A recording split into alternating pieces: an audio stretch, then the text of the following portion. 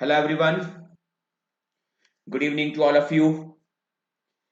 चलिए बच्चे, जल्दी से एक बार प्लीज कंफर्म करिए साउंड एंड वीडियो। और उसके बाद जो हमने कल जो टॉपिक स्टार्ट किया था अपना ऑडिट ऑफ सीएफएस, तो जितना हमने कल की क्लास में कवर किया था, एक क्विक रिवीजन मैं आपको पहले उसको दूंगा और उसके बाद फिर इस टॉपिक को आज हम कंटिन्यू करेंगे। आज ऑलमोस्ट हम अपने इस चैप्टर को एक फिनिशिंग टच दे देंगे, बट मुझे जल्दी से प्लीज एक बार कंफर्म कर दीजिए, please sound and video. Sound and video please एक बार कंफर्म करिए जल्दी से।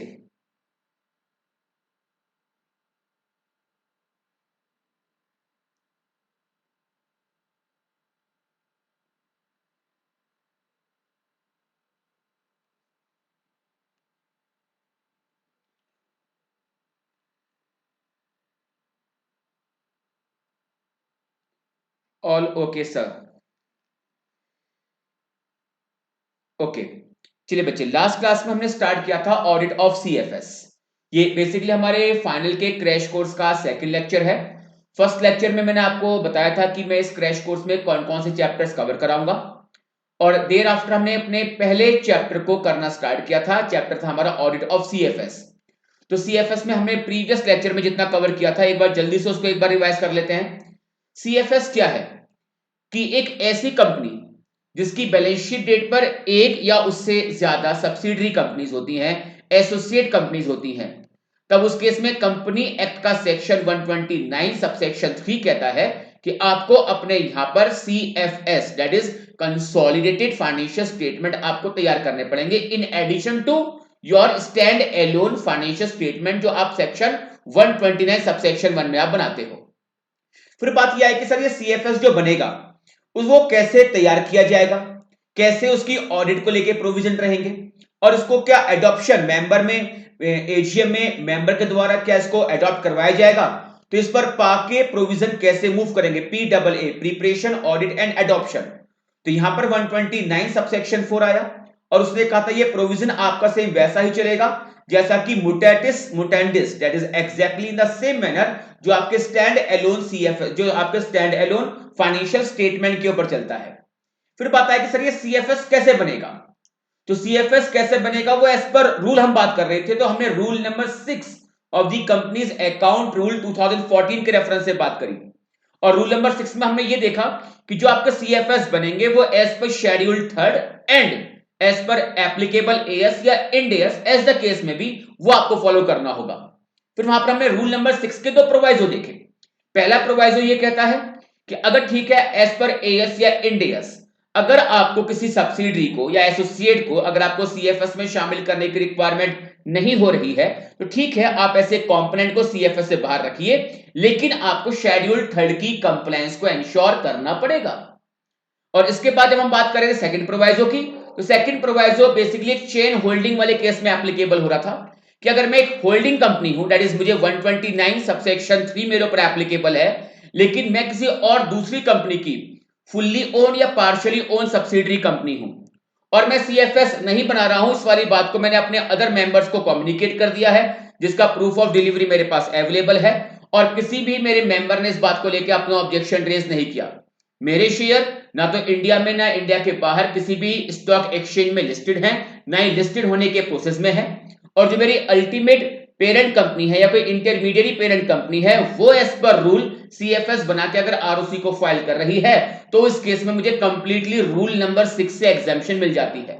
फर्स्ट प्रोवाइजो में आपको कंप्लीट रूल नंबर 6 से एग्जाम्पशन नहीं मिल रही थी, वहां पे केवल एक पार्ट जो था एएस या इंडियस वाला वो पार्ट आपके लिए एग्जाम हुआ था, शेड्यूल थर्ड की कंप्लायंस को आपको इंश्योर करना था। लेकिन जब मैं बच्चे सेकंड प्रोवाइजो की बात करता हूं तो सेकंड प्रोवाइजो के अंदर आपको कंप्लीट रूल नंबर 6 से एग्जाम्पशन मिल गई थी। अब जब हम बात करते हैं इस न्यू सिलेबस में, न्यू सिलेबस का मतलब वो नहीं जो अब आने वाला है, न्यू सिलेबस का मतलब जो एग्जिस्टिंग सिलेबस है वहां पर फाइनल लेवल में आपको इंडियस पढ़ाए गए। लेकिन जब पहले कभी एएस हुआ करते थे तो काफी सारी केस स्टडीज वहां पर एएस 21 पे भी लगी हुई थी। अब एएस 21 में दो कंडीशन बताई गई हैं जहां पर एक पेरेंट कंपनी को अपने किसी कंपोनेंट को सीएफएस में शामिल करने की रिक्वायरमेंट नहीं है। अगर पेरेंट कंपनी का सब्सिडरी कंपनी में जो इन्वेस्टमेंट गया वो टेम्परेरी है, यानी कि लॉन्ग टर्म इन्वेस्टमेंट करने के पर्पस के लिए इन्वेस्टमेंट नहीं किया गया है, तो ऐसे केस में एएस 21 कहता है कि सब्सिडरी को आपको सीएफएस में शामिल करने की रिक्वायरमेंट नहीं है। लेकिन दूसरी कंडीशन कि अगर मैंने एक सब्सिडरी में इन्वेस्टमेंट किया हुआ है लेकिन वो एक सीवियर लॉन्ग टर्म रेस्ट्रिक्शन पे काम कर रही है और उसके लिए पॉसिबल नहीं है फंड को ट्रांसफर कर पाना to the parent company, holding company, तो ऐसे केस में भी आपको अपनी उस सब्सिडरी को अपने सीएफएस में शामिल करने की रिक्वायरमेंट नहीं है। और इंड एस 110 की बात करते हैं तो अगर आप एक इन्वेस्टमेंट कंपनी हो, अगर आप एक इन्वेस्टमेंट कंपनी हो तो उस केस में आपको जितनी भी सब्सिडरीज में आपने इन्वेस्टमेंट किया हुआ है उनको सीएफएस में शामिल करने की रिक्वायरमेंट नहीं है। लेकिन अगर मेरी कोई पेरेंट कंपनी बैठी हुई है तो उसको उस सीएफएस में अपने उन सारी सब्सिडीज को शामिल करना होगा जो वो मेरे जरिए कंट्रोल कर रही है। हाँ, लेकिन अगर मेरी अल्टीमेट पेरेंट कंपनी भी अगर इन्वेस्टमेंट कंपनी निकल के आती है तो उस केस में उसे सीएफएस बनाने की रिक्वायरमेंट नहीं है। तो अल्टीमेटली इंड एस 110 के रेफरेंस अगर हम बात करें तो एक इन्वेस्टमेंट एंटिटी को सीएफएस बनाने की रिक्वायरमेंट नहीं होती।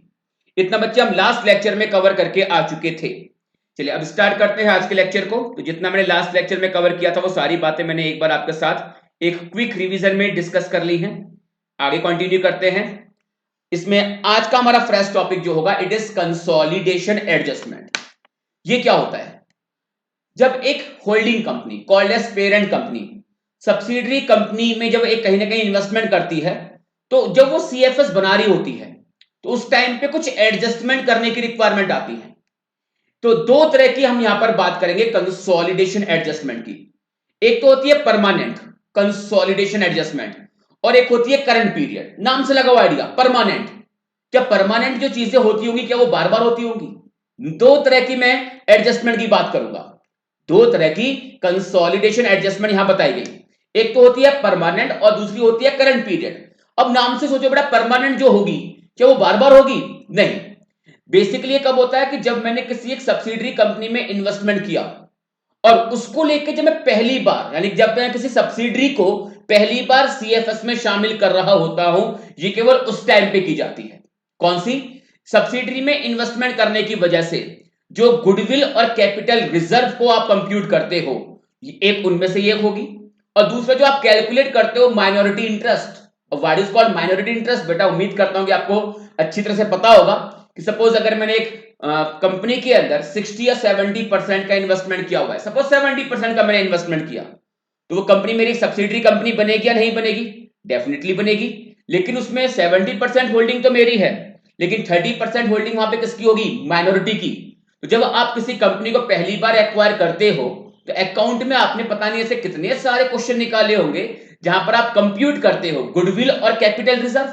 ये कब होता है वो अल्टीमेटली आपको पता होगी कब निकालते हैं इसको, कि जब आपने इन्वेस्टमेंट किया तो जितनी भी नेट एसेट आप एक्वायर कर रहे होते हो, अगर ज्यादा इन्वेस्टमेंट होता है तो उस केस में आपकी ओर से अमाउंट ज्यादा गया तो या तो वो गुडविल है या कैपिटल प्रॉफिट हुआ है तो उसको मूव करवाते हो आप कैपिटल रिजर्व के अंदर। और इन्वेस्टमेंट करने पर क्या निकल के आ रहा था? Minority interest. ये एडजस्टमेंट आपको पहली बार फर्स्ट ओकेशन पे करनी होती है। That is why it is called as permanent consolidation adjustment. Sir ये एडजस्टमेंट कौन करता होगा? ये सब्सिडरी कंपनी करेगी या होल्डिंग कंपनी करेगी? बेटा ऑब्वियस सी बात है ये होल्डिंग कंपनी करेगी। और एज ऑडिटर मेरा रोल यहां पर क्या आएगा? मुझे देखना होगा कि होल्डिंग कंपनी ने ये एडजस्टमेंट्स को प्रॉपरली किया हुआ है या नहीं किया हुआ। एग्जाम में वैसे देखा जाए तो आज के टाइम पे इतना सिंपल स्ट्रेट फॉरवर्ड क्वेश्चन आपसे पूछेगा, इस बात की उम्मीद मुझे यहां पे काफी कम होगी। लेकिन देखो फिर भी आने को क्वेश्चन 4 नंबर का बन सकता है। तो दो तरह की एडजस्टमेंट कवर करनी है। फर्स्ट वन इज परमानेंट और उसके बाद डिस्कस करेंगे हम current period consolidation adjustment. So there are two types of consolidation adjustment. अच्छा, जो नोट्स आपको स्क्रीन पर दिखाई दे रहे हैं तो आई थिंक कल का जो वीडियो था उसके आप वीडियो के डिस्क्रिप्शन में आप देखिए, शायद स्टाफ ने वो नोट्स वहां पर डिस्क्रिप्शन में उसका लिंक दिया हुआ होगा, तो वो अकॉर्डिंगली लिंक पे जाके आप इन नोट्स को डाउनलोड कर सकते हो। फिर भी बेटा प्लीज अगर हो सके तो एक बार मुझे रिप्लाई कर दीजिए कि ये नोट्स अभी आपके पास है या नहीं है। ये नोट्स अभी आपके पास है या नहीं, बिकॉज रिवीजन या जो क्रैश कोर्स है ये बहुत ज्यादा इफेक्टिव होगा अगर आप अपने साथ ये नोट्स साथ में लेके बैठोगे। तो नोट्स बेटा प्लीज आप सभी बच्चों के पास होने चाहिए। Permanent consolidation adjustment. Permanent consolidation adjustment are those adjustments that are made only on first occasion or subsequent occasion in which there is a change in the shareholding of a particular entity which is consolidated. following are permanent consolidation adjustment. First one is determination of goodwill or capital reserve as per the applicable is. जब आपने subsidiary company में investment किया तो goodwill या capital reserve का जो आप determine करते हो it is called as permanent consolidation adjustment. हाँ सर, है नोट्स आपके, ठीक है. And the second one is determination of amount of equity attributable to minority, in short called as minority interest. अच्छा ये बताइए कि अगर आज मैंने एक सब्सिडरी कंपनी में, एक कंपनी में इन्वेस्टमेंट किया है सपोज 70% का, तो माइनॉरिटी इंटरेस्ट कितना निकल के आया यहां पर 30% का. कल को अगर मैंने इस कंपनी में से 10% का डिसइन्वेस्टमेंट किया तो शुरू में मेरी होल्डिंग कितनी थी 70% की, बाद में कभी मेरी होल्डिंग कितनी रह गई वहां पर 60% की. तो माइनॉरिटी इंटरेस्ट क्या बाद में भी कभी फ्यूचर में चेंज हो सकता है या नहीं हो सकता? हो सकता है. दैट इज वाई अगर आप यहां पे वर्डिंग को ध्यान से आप देखो क्या लिखा हुआ है, permanent consolidation adjustment are those adjustment that are made only on first occasion. और आगे क्या वर्ड यूज करा इसने, सब्सीक्वेंट ओकेशन. सब्सीक्वेंट कब होगा? अगर फ्यूचर में आपका सब्सिडरी कंपनी में जो इन्वेस्टमेंट है उसकी परसेंटेज अगर चेंज होती है तो बाद में आपको माइनॉरिटी को कैलकुलेट करना पड़ेगा. तो फर्स्ट ओकेशन और subsequent occasion in which there is a change in the shareholding of a particular entity which is consolidated. तो दो तरह की एडजस्टमेंट है, गुडविल और कैपिटल रिजर्व कंप्यूट करना, and the second one is minority interest को determine करना. Verification point. अब एज ऑडिटर आपका रोल क्या होगा? देखो अभी तक बच्चे हमने इस चैप्टर में जितनी भी बातें करी हैं तो उसमें अभी तक हमने केवल यही पढ़ा ना कि 129 सबसेक्शन 3 क्या कहता है, 129 सबसेक्शन 4 क्या कहता है, रूल नंबर 6 क्या कह रहा है, रूल नंबर 6 का फर्स्ट प्रोवाइजो क्या कहता है, रूल नंबर 6 का सेकंड प्रोवाइजो क्या कहता है, ये परमानेंट एडजस्टमेंट क्या होती है. अभी तक देखा जाए तो मैंने केवल आपके लिए लॉ और अकाउंट के पॉइंट से बात करी, ऑडिट के पॉइंट ऑफ व्यू से अभी तक हमने इस चैप्टर में बात ही नहीं की थी. हाँ, प्रीवियस लेक्चर में मैंने आपसे एक बहुत अच्छा क्वेश्चन पूछा था कि जो एओसी 1 होता है उसको जो होल्डिंग कंपनी होती है अपने फाइनेंशियल स्टेटमेंट के साथ अटैच करती है. तो एक क्वेश्चन बच्चे मैंने आपसे ये पूछा था कि ये अटैच और अनेक्स में डिफरेंस क्या होता है, और क्या एओसी 1 के ऊपर एज ऑडिटर मेरा कोई रोल आता है कि क्या मैं एओसी 1 के कंटेंट के ट्रू एंड फेयर व्यू के ऊपर रिपोर्टिंग करूंगा. तो मैंने क्लियर कहा था कि एओसी 1 होल्डिंग कंपनी के फाइनेंशियल स्टेटमेंट के साथ अटैच किया जाता है, और जो डॉक्यूमेंट फाइनेंशियल स्टेटमेंट के साथ अटैच किया जाता है वो आपके ऑडिट के दायरे में नहीं आता, यानी कि वो फाइनेंशियल स्टेटमेंट का एक फॉर्मिंग पार्ट नहीं है, तो मुझे एओसी 1 को एग्जामिन नहीं करना था. बस इतनी एक छोटी सी बात मैंने प्रीवियस लेक्चर में ऑडिट के पॉइंट ऑफ व्यू से डिस्कस की थी. चलिए अब यहां पर देखिए ऑडिट के पॉइंट ऑफ व्यू से क्या बात निकल के आती है कि आप कैसे ये परमानेंट कंसोलिडेशन एडजस्टमेंट को आप चेक करेंगे. Auditor should verify that adjustment of goodwill और कैपिटल रिजर्व जो भी है and minority interest have been made appropriately. आपको इनकी कैलकुलेशन को चेक करना चाहिए कि गुडविल की अमाउंट है, कैपिटल रिजर्व की अमाउंट है, माइनॉरिटी इंटरेस्ट है, ये होल्डिंग कंपनी ने, पेरेंट कंपनी ने प्रॉपर्ली कंप्यूट करा है या नहीं करा. Auditor should pay particular attention to the determination of pre acquisition reserve of companies. Date of investment in component assume importance in this regard. Examine whether pre-acquisition reserve have been allocated appropriately between the parent and the minority of the subsidiary. तो account में आपने ऐसे बहुत सारे questions निकाले होंगे कि acquisition जिस डेट पर आपने एक्वायर करा है उस डेट पर कंपनी में कितने रिजर्व आ रहे थे, और जितना आपने इन्वेस्टमेंट किया है, जितनी आपने होल्डिंग ली है अकॉर्डिंगली उतना रिजर्व तो आपका हुआ, और जो होल्डिंग आपने नहीं ली है सपोज 20% की, 25% की या 30% की, वो रिजर्व किससे बिलोंग करेगा? वो बिलोंग करेगा सब्सिडियरी के माइनॉरिटी से. तो आपको ये देखना है कि जो प्री एक्विजिशन रिजर्व थे वो पेरेंट कंपनी में और माइनॉरिटी के अंदर प्रॉपर्ली एलोकेट, प्रॉपर्ली उनका बंटवारा हुआ है या नहीं हुआ. Verify the changes that might have taken place in the permanent consolidation adjustment on account of subsequent acquisition of share और disposal of share in the component. जैसे अभी थोड़ी देर पहले बच्चे मैंने आपको एग्जांपल दिया कि पहले तो आपने सब्सिडरी में सपोज इन्वेस्टमेंट किया हुआ था 70% का, तो माइनॉरिटी इंटरेस्ट वहां पे कितने निकल के आ रही थी 30% की. लेकिन चलिए कल को अगर आपने 10% शेयर और ले लिए या 10% आपने यहां पे डिसइन्वेस्टमेंट कर दिया, तो क्या माइनॉरिटी का जो इंटरेस्ट है क्या वो हिलेगा? नहीं होगा। अगर आपने और एक्वायर कर लिए तो जो पहले 30 था वो 20 का रह जाएगा, या अगर आपने सेल कर दिया तो जो पहले माइनॉरिटी आपका 30% पे था वो कितने पे आएगा बच्चे? 40% पे आएगा। तो verify the changes that might have taken place in the permanent consolidation adjustment on account of subsequent acquisition of share or disposal of share in the component. While working out permanent consolidation adjustment, goodwill may arise in one subsidiary. यानी कि हो सकता है कि अगर एक parent company ने बहुत सारी कंपनीज को एक्वायर किया था, कुछ कंपनी में तो गुडविल निकल के आया था और कुछ कंपनी में निकल के आया था कैपिटल रिजर्व, में arise in the another subsidiary. The parent may choose to net off these amount to disclose a single amount in the CFS balance sheet where permitted by the applicable FRF. Auditor should examine the above adjustment. तो एक subsidiary में investment करा, वहां से goodwill निकल के आया, एक सब्सिडरी में इन्वेस्टमेंट करा है, वहां से कैपिटल रिजर्व निकल के आ रहा है. तो जब मैं सीएफएस की जो मेरी बैलेंस शीट बनेगी उसमें अल्टीमेटली या तो नेट करके आप जो भी निकल के आता है गुडविल या कैपिटल रिजर्व उसको नेट ऑफ करके यहां पे आप लेके आ सकते हो. एग्जाम में एक अच्छा क्वेश्चन इस जगह पर बच्चे एमसीक्यू के लिए आप मार्क कर लेना. MCQ. Now current period consolidation adjustment 4 marks के लिए मार्क करिए. कहने को तो ये भी एग्जाम में 1-2 बार लगा हुआ है 4 नंबर के लिए. दोनों को ही मैं 4 मार्क्स के लिए मार्क करवा रहा हूं यहां पर.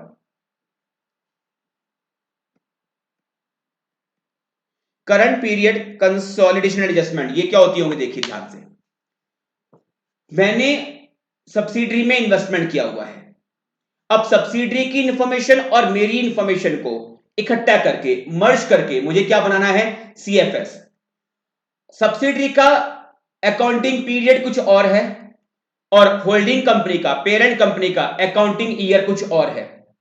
तो क्या उस केस में बताइए सीएफएस बनाते हुए किसका अकाउंटिंग ईयर फॉलो किया जाएगा? सब्सिडरी का फाइनेंशियल ईयर या अकाउंटिंग ईयर कुछ और चल रहा है और जो होल्डिंग कंपनी है उसका अकाउंटिंग ईयर या फाइनेंशियल ईयर कुछ और चल रहा है. वैसे इंडिया में देखा जाए तो फाइनेंशियल ईयर आपका 1 अप्रैल से 31 मार्च का है. लेकिन चलिए अगर मैं कहता हूं कि सब्सिडरी कंपनी एक फॉरेन कंपनी की, फॉरेन कंट्री की है और फॉरेन सब्सिडरी है, तो फॉरेन सब्सिडरी वाले केस में क्या होगा? क्या उस केस में क्या आपका एक डिफरेंट फाइनेंशियल ईयर हो सकता है? नहीं हो सकता? हो सकता है. तो अब ये देखिए कि जब सीएफएस बनेगा तो सीएफएस बनाते हुए कौन सा फाइनेंशियल ईयर फॉलो किया जाएगा? जो सब्सिडरी क्या चल रहा है उसे फॉलो करना होगा या जो होल्डिंग कंपनी का चल रहा है उसे फॉलो करना होगा? सर इसका आंसर मिलेगा आपको 129 सबसेक्शन 4 में, कि जो क्लियर कहता है सीएफएस कैसे बनेंगे. बोले भाई जैसा फ्रेमवर्क एक होल्डिंग कंपनी के स्टैंड एलोन फाइनेंशियल स्टेटमेंट के ऊपर एप्लीकेबल होता है, सेम वही फ्रेमवर्क आपके सीएफएस के ऊपर एप्लीकेबल होगा. यानी कि यहां पर होल्डिंग कंपनी की बात मानी जाएगी. तो जो होल्डिंग कंपनी का होता है फाइनेंशियल ईयर, सेम वही फाइनेंशियल ईयर आपका सीएफएस के ऊपर भी चलेगा. तो ये बताइए क्या यहां पर एक अकाउंटिंग पीरियड को एक इक्वल वे में लेके आने के लिए क्या यहां पर एक एडजस्टमेंट करने की रिक्वायरमेंट है या नहीं है? एडजस्टमेंट तो करना पड़ेगा. अच्छा बताइए क्या ये एडजस्टमेंट केवल एक बार होगा? जब आपने किसी सब्सिडरी को एक्वायर किया तो क्या ये एडजस्टमेंट केवल एक बार होगा या ये एडजस्टमेंट हर बार करना होगा? फिर ये एडजस्टमेंट तो हर बार करना होगा. That is why it is called as current period consolidation adjustment. यानी कि ये तो है कि जब जब सीएफएस बनेगा, जब जब किसी कंपोनेंट को लेकर आप सीएफएस बनाएंगे तब तब हर बार इस तरह की एडजस्टमेंट होकर रहेंगी. अब सोचिए कि सब्सिडरी की अकाउंटिंग पॉलिसी कुछ और है और होल्डिंग कंपनी की अकाउंटिंग पॉलिसी कुछ और है. कि अकाउंटिंग पॉलिसी को आपको इक्वल करना पड़ेगा? नहीं करना पड़ेगा? बिल्कुल करना पड़ेगा. सब्सिडरी कंपनी का सब्सिक्वेंट इवेंट का जो टाइम पीरियड था वो कुछ और था, होल्डिंग कंपनी के लिए सब्सिक्वेंट इवेंट का टाइम पीरियड कुछ और था. तो जब सीएफएस बनेगा तो क्या ये सब्सिक्वेंट इवेंट का जो टाइम पीरियड है इसको लेके एडजस्टमेंट्स की जाएंगी या नहीं की जाएंगी? डेफिनेटली की जाएंगी. या फिर चलिए होल्डिंग कंपनी और सब्सिडरी कंपनी के आपस में ही लेन देन होंगे तो क्या इन कॉन्ट्रा आइटम्स को यहां पर एलिमिनेट किया जाएगा? नहीं किया जाएगा? बिल्कुल किया जाएगा. These are current period consolidation adjustment. So these are those adjustments which are made in the accounting period for which CFS are prepared. These adjustments primarily related to elimination of intra group transaction and account balances including elimination of intra group interest paid received और management fees etcetera. Holding company subsidiary company को कुछ interest पे कर रही है या management fees पे कर रही है, या सब्सिडरी कंपनी होल्डिंग कंपनी को कुछ ऐसी कोई इंटरेस्ट वगैरह या मैनेजमेंट फीस का पेमेंट कर रहा था, तो ये क्या हुआ आपका, ये कॉन्ट्रा आइटम निकल के आया, इंट्रा ग्रुप ट्रांजेक्शंस निकल के आ रही हैं, इनके इफेक्ट को एलिमिनेट कर दिया जाएगा। Elimination of intra group profit on assets acquired या ट्रांसफर फ्रॉम और टू अदर सब्सिडरीज। सब्सिडरीज के आपने कोई गुड्स परचेज किया या असेट परचेज करी, या सब्सिडरी को आपने कोई गुड्स या अदर असेट को सेल करा है, उस पर अनरियलाइज्ड प्रॉफिट है, उसे एलिमिनेट किया जाता है। एलिमिनेशन ऑफ इंट्रा ग्रुप इंडेप्टेडनेस, आपस में आप डेटर एंड क्रेडिटर हैं, ये एलिमिनेट होगा। Adjustment relating to harmonising the different accounting policies being followed by the parent and its component. Parent और कंपोनेंट अलग अलग अकाउंटिंग पॉलिसी फॉलो कर रहे हैं, तो उस केस में जो होल्डिंग कंपनी की अकाउंटिंग पॉलिसी होगी उसे फॉलो किया जाएगा, तो अकाउंटिंग पॉलिसी को लेकर आपकी एडजस्टमेंट होंगी। Adjustment of subsequent event, adjustment of different gap, gap is for generally accepted accounting principle, adjustments of deferred tax, determination of movement in equity attributable to minorities interest since the date of acquisition of subsidiary। वैसे इसको हमने cover किया था अभी पीछे permanent adjustment के अंदर। ये बताइए कि जब मैंने किसी कंपनी में इन्वेस्टमेंट किया और आगे जाके अगर मेरा वहां पर कुछ इन्वेस्टमेंट बढ़ जाता है या कम हो जाता है, तो क्या इस चीज को लेके भी आपको बाद में एडजस्टमेंट करनी पड़ेंगी या नहीं करनी पड़ेंगी? सर डेफिनेटली करनी पड़ेगी। The auditor should examine the above adjustments, आपको इन एडजस्टमेंट्स को प्रॉपर वे में एग्जामिन करना चाहिए। सर ये प्लेलिस्ट में किस नेम से है? सर कल का वीडियो प्लेलिस्ट में किस नेम से है? तो बेटा कल का वीडियो प्लेलिस्ट में किस नेम से है ये तो मुझे पता नहीं है, लेकिन हाँ कल का वीडियो आपको कल को जो कल मैंने क्लास ली थी वो ऑब्वियसली बात है वो कभी प्लेलिस्ट में आया या हमारे चैनल की वीडियोस में ज्यादा नीचे नहीं गया होगा, तो डेफिनेटली वो आपको मिल जाएगा। कल मैं इसकी प्रॉपर एक प्लेलिस्ट क्रिएट करवा दूंगा। कल तक अंकित जी मैं प्रॉपर इसकी एक प्रॉपर प्लेलिस्ट में तैयार करवा दूंगा, ठीक है? चलिए आगे। यहां तो कोई डाउट? आज के सेशन में हमने सबसे पहले देखा जाए तो एक टॉपिक तैयार करा है, एग्जाम के पॉइंट ऑफ व्यू से क्वेश्चन लग सकता है, current period adjustment and the permanent consolidation adjustment. Responsibility of parent, parent का मतलब होल्डिंग कंपनी, सीएफएस को लेकर एक होल्डिंग कंपनी की क्या क्या जिम्मेदारियां हैं, सीएफएस को लेकर होल्डिंग कंपनी की क्या क्या जिम्मेदारियां हैं। एक बार ये क्वेश्चन एग्जाम में लगा हुआ है, वन टाइम 4 मार्क्स, बिल्कुल भी टेक्निकल नहीं है। अगर एक बार खुद रीड करोगे ना अपने एंड पर समझ जाओगे कि हाँ सीएफएस को यही तो काम करने होते हैं। The responsibility for the preparation and the presentation of CFS among other things is that of management of parent. CFS कौन बनाएगा? सीएफएस का प्रिपरेशन और सीएफएस का प्रेजेंटेशन, दो वर्ड बोल रहा है, प्रिपरेशन एंड प्रेजेंटेशन, इसको लेकर कौन जिम्मेदार रहेगा? सर पेरेंट कंपनी का जो मैनेजमेंट होगा वो यहां पर इनके लिए अकाउंटेबल रहेगा। दिस इंक्लूड, इसमें क्या क्या चीजें शामिल हैं? First one is identifying component including financial information of the component to be included in CFS, यानी कि कौन कौन से कंपोनेंट को सीएफएस में शामिल करना है, उनकी कौन कौन सी फाइनेंशियल इंफॉर्मेशन सीएफएस में शामिल करनी है, इनको आइडेंटिफाई करने की जिम्मेदारी किसकी होगी? होल्डिंग कंपनी के मैनेजमेंट की होगी। यहां पे जो उन्होंने बेटा वर्ड यूज करा है आइडेंटिफाइंग कंपोनेंट्स, वैसे उम्मीद मुझे कम है कि आप में से कोई रिप्लाई करेगा, नालायक आप रिप्लाई करते नहीं हो, बस ये थोड़ा नाराजगी का इशू है। चलिए फिर भी दिल है कि मानता नहीं, मैं तो पूछूंगा आप लोगों से यहां पर कंपोनेंट का मतलब क्या है? बहुत बेसिक सा क्वेश्चन पूछ रहा हूं मैं आपसे, यहां पर कंपोनेंट का मतलब क्या है? जल्दी से प्लीज रिप्लाई कर दो। रिप्लाई अगर देखो आपके साथ साथ आएंगे सेशन बहुत मजे का होगा, बहुत इफेक्टिव रहेगा, लेकिन जहां पर आपका रिप्लाई नहीं आएंगे ना तो बेटा 1.5-2 घंटे बस मुझे ही बोलना है, और आपके मुझे फिर बस ऐसा लगेगा कि बस मैं बोल रहा हूं, आप लोगों को पता नहीं समझ में आ रहा है या नहीं आ रहा। तो प्लीज जहां जहां मैं कहूं वहां एटलीस्ट रिप्लाई करते हुए चलिए। मेरी इतनी रिक्वेस्ट के बावजूद भी उम्मीद मुझे कम है कि आप लोग मुझे रिप्लाई करोगे। फिर भी देखो लाइव सेशन है तो उम्मीद कर रहा हूं कि आप लोगों का रिप्लाई करना बनता है। तो identifying components including the financial information of component to be included in CFS।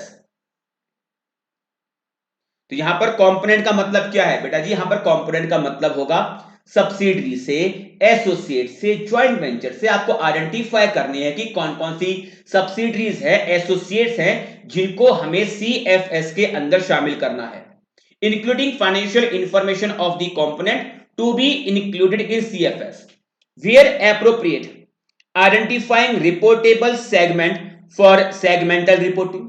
अब सेगमेंट रिपोर्टिंग करनी होती है, सेगमेंट रिपोर्टिंग के पर्पस के लिए जो रिपोर्टेबल सेगमेंट है वो आइडेंटिफाई करने हैं। तो हमें तो अपने पता है कि हमारे कौन कौन से सेगमेंट रिपोर्टेबल सेगमेंट हैं, लेकिन बच्चे जब आप सीएफएस बनाएंगे तो जो आपकी जो कंपोनेंट्स है, जो आपकी सब्सिडरीज हैं, एसोसिएट्स हैं, क्या उनके सेगमेंट को भी लेके सेगमेंट रिपोर्टिंग सीएफएस में होगी या नहीं होगी? तो आइडेंटिफाई करना है कौन कौन से कंपोनेंट आपको सीएफएस में शामिल करना है, इंक्लूडिंग फाइनेंशियल इंफॉर्मेशन जो शामिल करनी है सीएफएस के अंदर। दूसरा, रिपोर्टेबल सेगमेंट आपको आइडेंटिफाई करना है।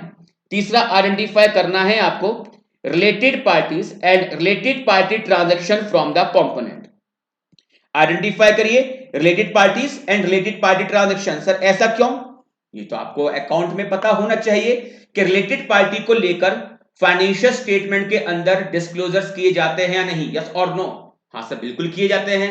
रिलेटेड पार्टी का नाम, नेचर ऑफ रिलेशनशिप, उनके साथ जो आपने ट्रांजैक्शंस करी हैं, इन बातों को फाइनेंशियल स्टेटमेंट के नोट्स में डिस्क्लोज किया जाता है। तो जब हम सीएफएस बनाएंगे तो क्या सीएफएस के अंदर रिलेटेड पार्टी से रिलेटेड डिस्क्लोजर्स होंगे या नहीं होंगे? रिलेटेड पार्टी का नाम बताना होगा, नेचर ऑफ रिलेशनशिप बतानी होगी, वहां पर आपको रिलेटेड पार्टीज के साथ जो ट्रांजैक्शंस हुई हैं उनका आपको डिस्क्लोजर देना होगा। चलिए, मुझे अपनी तो पता है कि हमारी रिलेटेड पार्टीज कौन कौन सी हैं, लेकिन जो आपके कंपोनेंट हैं, क्या कंपोनेंट की रिलेटेड पार्टी ट्रांजैक्शंस वगैरह, रिलेटेड पार्टी रिलेशनशिप, क्या ये आपको आइडेंटिफाई करना होगा नहीं करना होगा? से बिल्कुल करना होगा। तो आइडेंटिफाई करिए related parties and the related party transactions from the component, obtaining accurate and complete financial information from the component। Obtain करने हैं आपको अब जो आपने फाइनेंशियल इंफॉर्मेशन यहां पर आइडेंटिफाई की थी कि कौन कौन सी फाइनेंशियल इंफॉर्मेशन आपको सीएफएस में शामिल करनी है। अब ये फाइनेंशियल इंफॉर्मेशन आपको ऑब्टेन करनी है कंपोनेंट से, कंप्लीट होनी चाहिए और एक्यूरेट होना चाहिए। And make appropriate consolidation adjustment, दो तरह की है, अभी डिस्कस करके आए थे हम, permanent and the current period, permanent and the current period. जो स्टडी मटेरियल में देखो पॉइंट्स जो आपके लिखे हुए हैं, अगर एग्जाम में क्वेश्चन लगता है 4 नंबर के लिए, तो जितने पॉइंट्स बच्चे जी आपको ये स्क्रीन पे दिखाई दे रहे हैं, ये सारे ही पॉइंट्स आपको एग्जाम में लिख के आने हैं, अगर आपको 4 के 4 नंबर यहां पे स्कोर करने हैं। लेकिन जब मैं स्टडी मटेरियल देखता हूं ना, तो ये दो पॉइंट हैं, ये 2 पॉइंट मुझे डुप्लीकेशन दिखाई देता है। एफ पॉइंट में क्या कह रहा है, देखिए ध्यान से, ये कह रहा है harmonisation of accounting policies and accounting framework.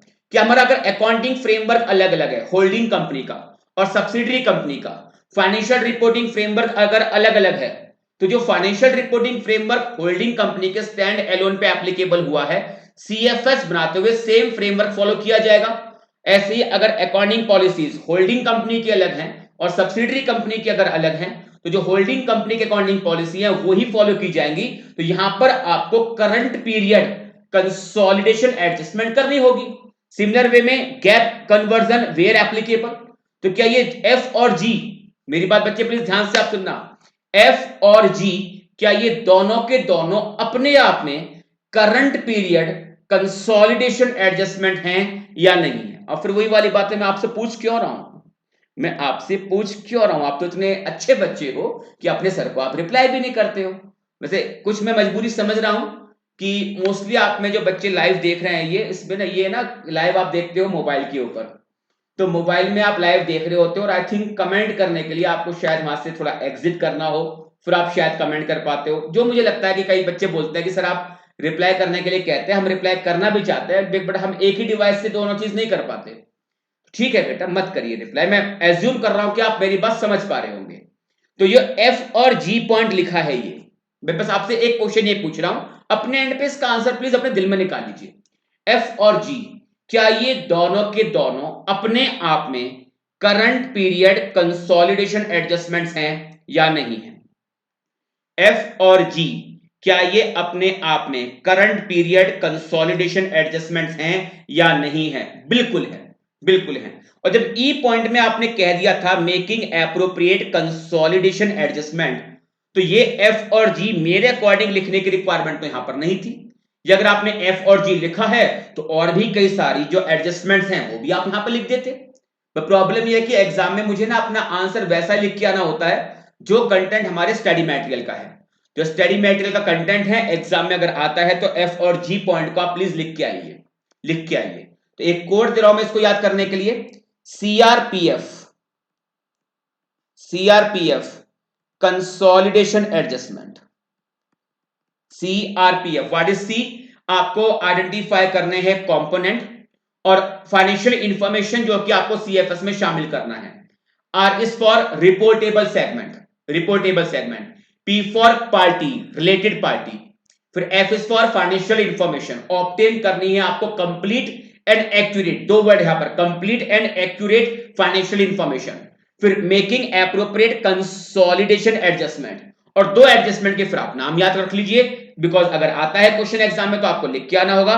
एक है इनका अकाउंटिंग पॉलिसी के ऊपर, अकाउंटिंग फ्रेमवर्क के ऊपर, और दूसरा है यहां पर गैप कन्वर्जन के ऊपर। Apart from the above, parent ordinarily issues instruction to the management of component specifying the parent's requirement relating to financial information of component to be included in CFS.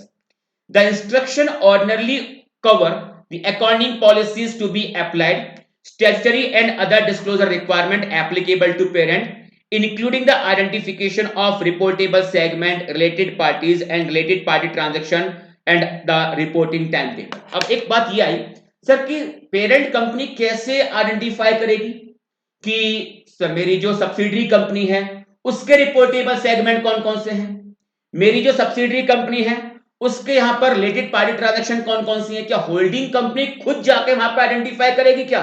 नहीं, वो सिंपली जो अपनी requirement है वो subsidiary companies के management को provide करवा देती है कि सर सीएफएस में रिपोर्टिंग करने के पर्पस के लिए हमें इन इंफॉर्मेशन की रिक्वायरमेंट होगी, तो अकॉर्डिंगली ये इंफॉर्मेशन हमें टाइम से आप प्रोवाइड करवा देना। तो होल्डिंग कंपनी का मैनेजमेंट सब्सिडरी कंपनी के मैनेजमेंट को अपनी रिक्वायरमेंट कम्युनिकेट कर देता है, सर इस फ्रेमवर्क में चाहिए, इस अकाउंटिंग पॉलिसी में चाहिए, सब्सिक्वेंट इवेंट का ये टाइम प्लीज आप हमें कवर करते हुए बताइए कि इस टाइम के अकॉर्डिंग आपकी कौन सी इवेंट एडजस्टिंग इवेंट है, कौन सी इवेंट आपकी नॉन एडजस्टिंग इवेंट है, फिर कि कौन कौन सी आपकी ये कह सकते हैं कि अकाउंटिंग पॉलिसीज हमारी कौन सी है, अकाउंटिंग फ्रेमवर्क क्या है, टाइम टेबल क्या रहेगा, ये सारी की सारी बातें रिपोर्टेबल सेगमेंट को लेकर, रिलेटेड पार्टीज को लेकर, ये सारी बातें होल्डिंग कंपनी का मैनेजमेंट प्रोवाइड करवाता है सब्सिडरी कंपनी के मैनेजमेंट को, और सब्सिडरी कंपनी का मैनेजमेंट ये इंफॉर्मेशन प्रोवाइड करवा देता है फिर होल्डिंग कंपनी के मैनेजमेंट को, और अकॉर्डिंगली इस इंफॉर्मेशन के बेसिस पर एडजस्टमेंट करके सीएफएस तैयार कर दिए जाते हैं। तो मैं उम्मीद कर रहा हूं बच्चे कि अभी तक ये दो टॉपिक जो आज की क्लास में कवर किए हैं, पहला टॉपिक था हमारा यहां पर कंसोलिडेशन एडजस्टमेंट, दो तरह की थी, एक थी परमानेंट, दूसरी थी करंट पीरियड। फिर अगला क्वेश्चन कि यहां पर जो होल्डिंग कंपनी है, पेरेंट कंपनी है, उसके मैनेजमेंट की यहां पर क्या क्या जिम्मेदारियां होती हैं। एक कोड मैंने आपको दिया सीआरपीएफ कंसोलिडेशन एडजस्टमेंट, और दो करंट पीरियड एडजस्टमेंट के आपको नाम याद रखने हैं, एग्जांपल याद रखने हैं, accounting policy and accounting framework को लेकर एंड गैप कन्वर्जन को लेकर। क्लियर है यहां तक? हाँ सर क्लियर है। चलिए आगे, responsibility of auditor of CFS. CFS पे जब आप ऑडिट करने के लिए जाते हो तो आपकी यहां पर क्या जिम्मेदारी बनेगी? एग्जाम में ये क्वेश्चन भी एक से दो बार 4 नंबर में लगा हुआ है। ऐसे बहुत सिंपल से क्वेश्चन के आने के चांस वैसे मेरे अकॉर्डिंग देखा जाए तो आज के टाइम पर इतना सिंपल, इतना स्ट्रेट फॉरवर्ड क्वेश्चन आपसे एग्जाम में नहीं पूछेगा। चलिए फिर भी आने को कुछ भी आ सकता है, हमें तो क्लास में कवर करवाना है। मैंने पहले कहा कि देखो बेटा कि ये जो आपका क्रैश कोर्स बैच है थोड़ा सा फास्ट तो रहेगा, बट मैं पूरा अपना बेस्ट लगा दूंगा कि मैं किसी भी कॉन्सेप्ट को लेके कॉम्प्रोमाइज ना करूं, कि मैं जितना भी एक टच दे सकता हूं, जितनी गहराई से मैं लेके जा सकता हूं उतना मैं अपनी ओर से अटेम्प्ट करूंगा। स्पीड को लेके मैंने पहली क्लास में भी आपसे कहा था कि बैच को एक लिमिटेड टाइम में हमें खत्म करना होगा, मैक्सिमम कवरेज के साथ कुछ पास अटेम्प्ट क्वेश्चन भी कवर करूंगा, तो इस स्पीड को मैं शुरू से ही मेंटेन करूंगा, ठीक है ना। वरना मैं एक बार अगर डीप में घुस जाता हूं ना तो फिर मुझे पता है कि मैं कितना डीपली लेकर आपको कंसेप्ट डिलीवर करने का अटेम्प्ट करना शुरू कर देता हूं। तो प्लीज एक बार एक रिक्वेस्ट बस जो मैं शुरू से करता हुआ रहा हूं कि एक इफेक्टिव कम्युनिकेशन आप अपने और मेरे बीच में बनाए रखना, जो कि मुझे अभी तक आपकी ओर से मिसिंग दिखाई दे रहा है। वरना मेरी ओर से कमिटमेंट पूरी रहेगी, बस आप अपनी ओर से कमिटमेंट शो कर देना। चलिए, अगर जब हम ऑडिट की बात करते हैं, जब हम ऑडिट की बात करते हैं तो एक ऑडिट के अंदर what is the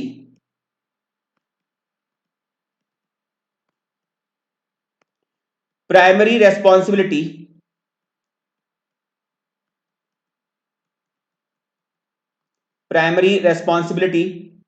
of the auditor. ये तो नालायक को आप आंसर निकाल सकते हो ना। फाइनल लेवल का कोई क्वेश्चन नहीं है, ये आपका इंटर लेवल का क्वेश्चन है। ये आपका एक इंटर लेवल का क्वेश्चन है कि एक ऑडिट के अंदर in the capacity of auditor what is my primary responsibility. Sir, it is to express an opinion, to express an opinion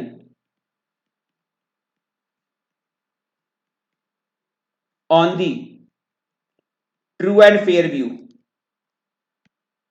of the financial statement. आपको एंटिटी के फाइनेंशियल स्टेटमेंट के true and fair view के ऊपर reporting करनी होती है।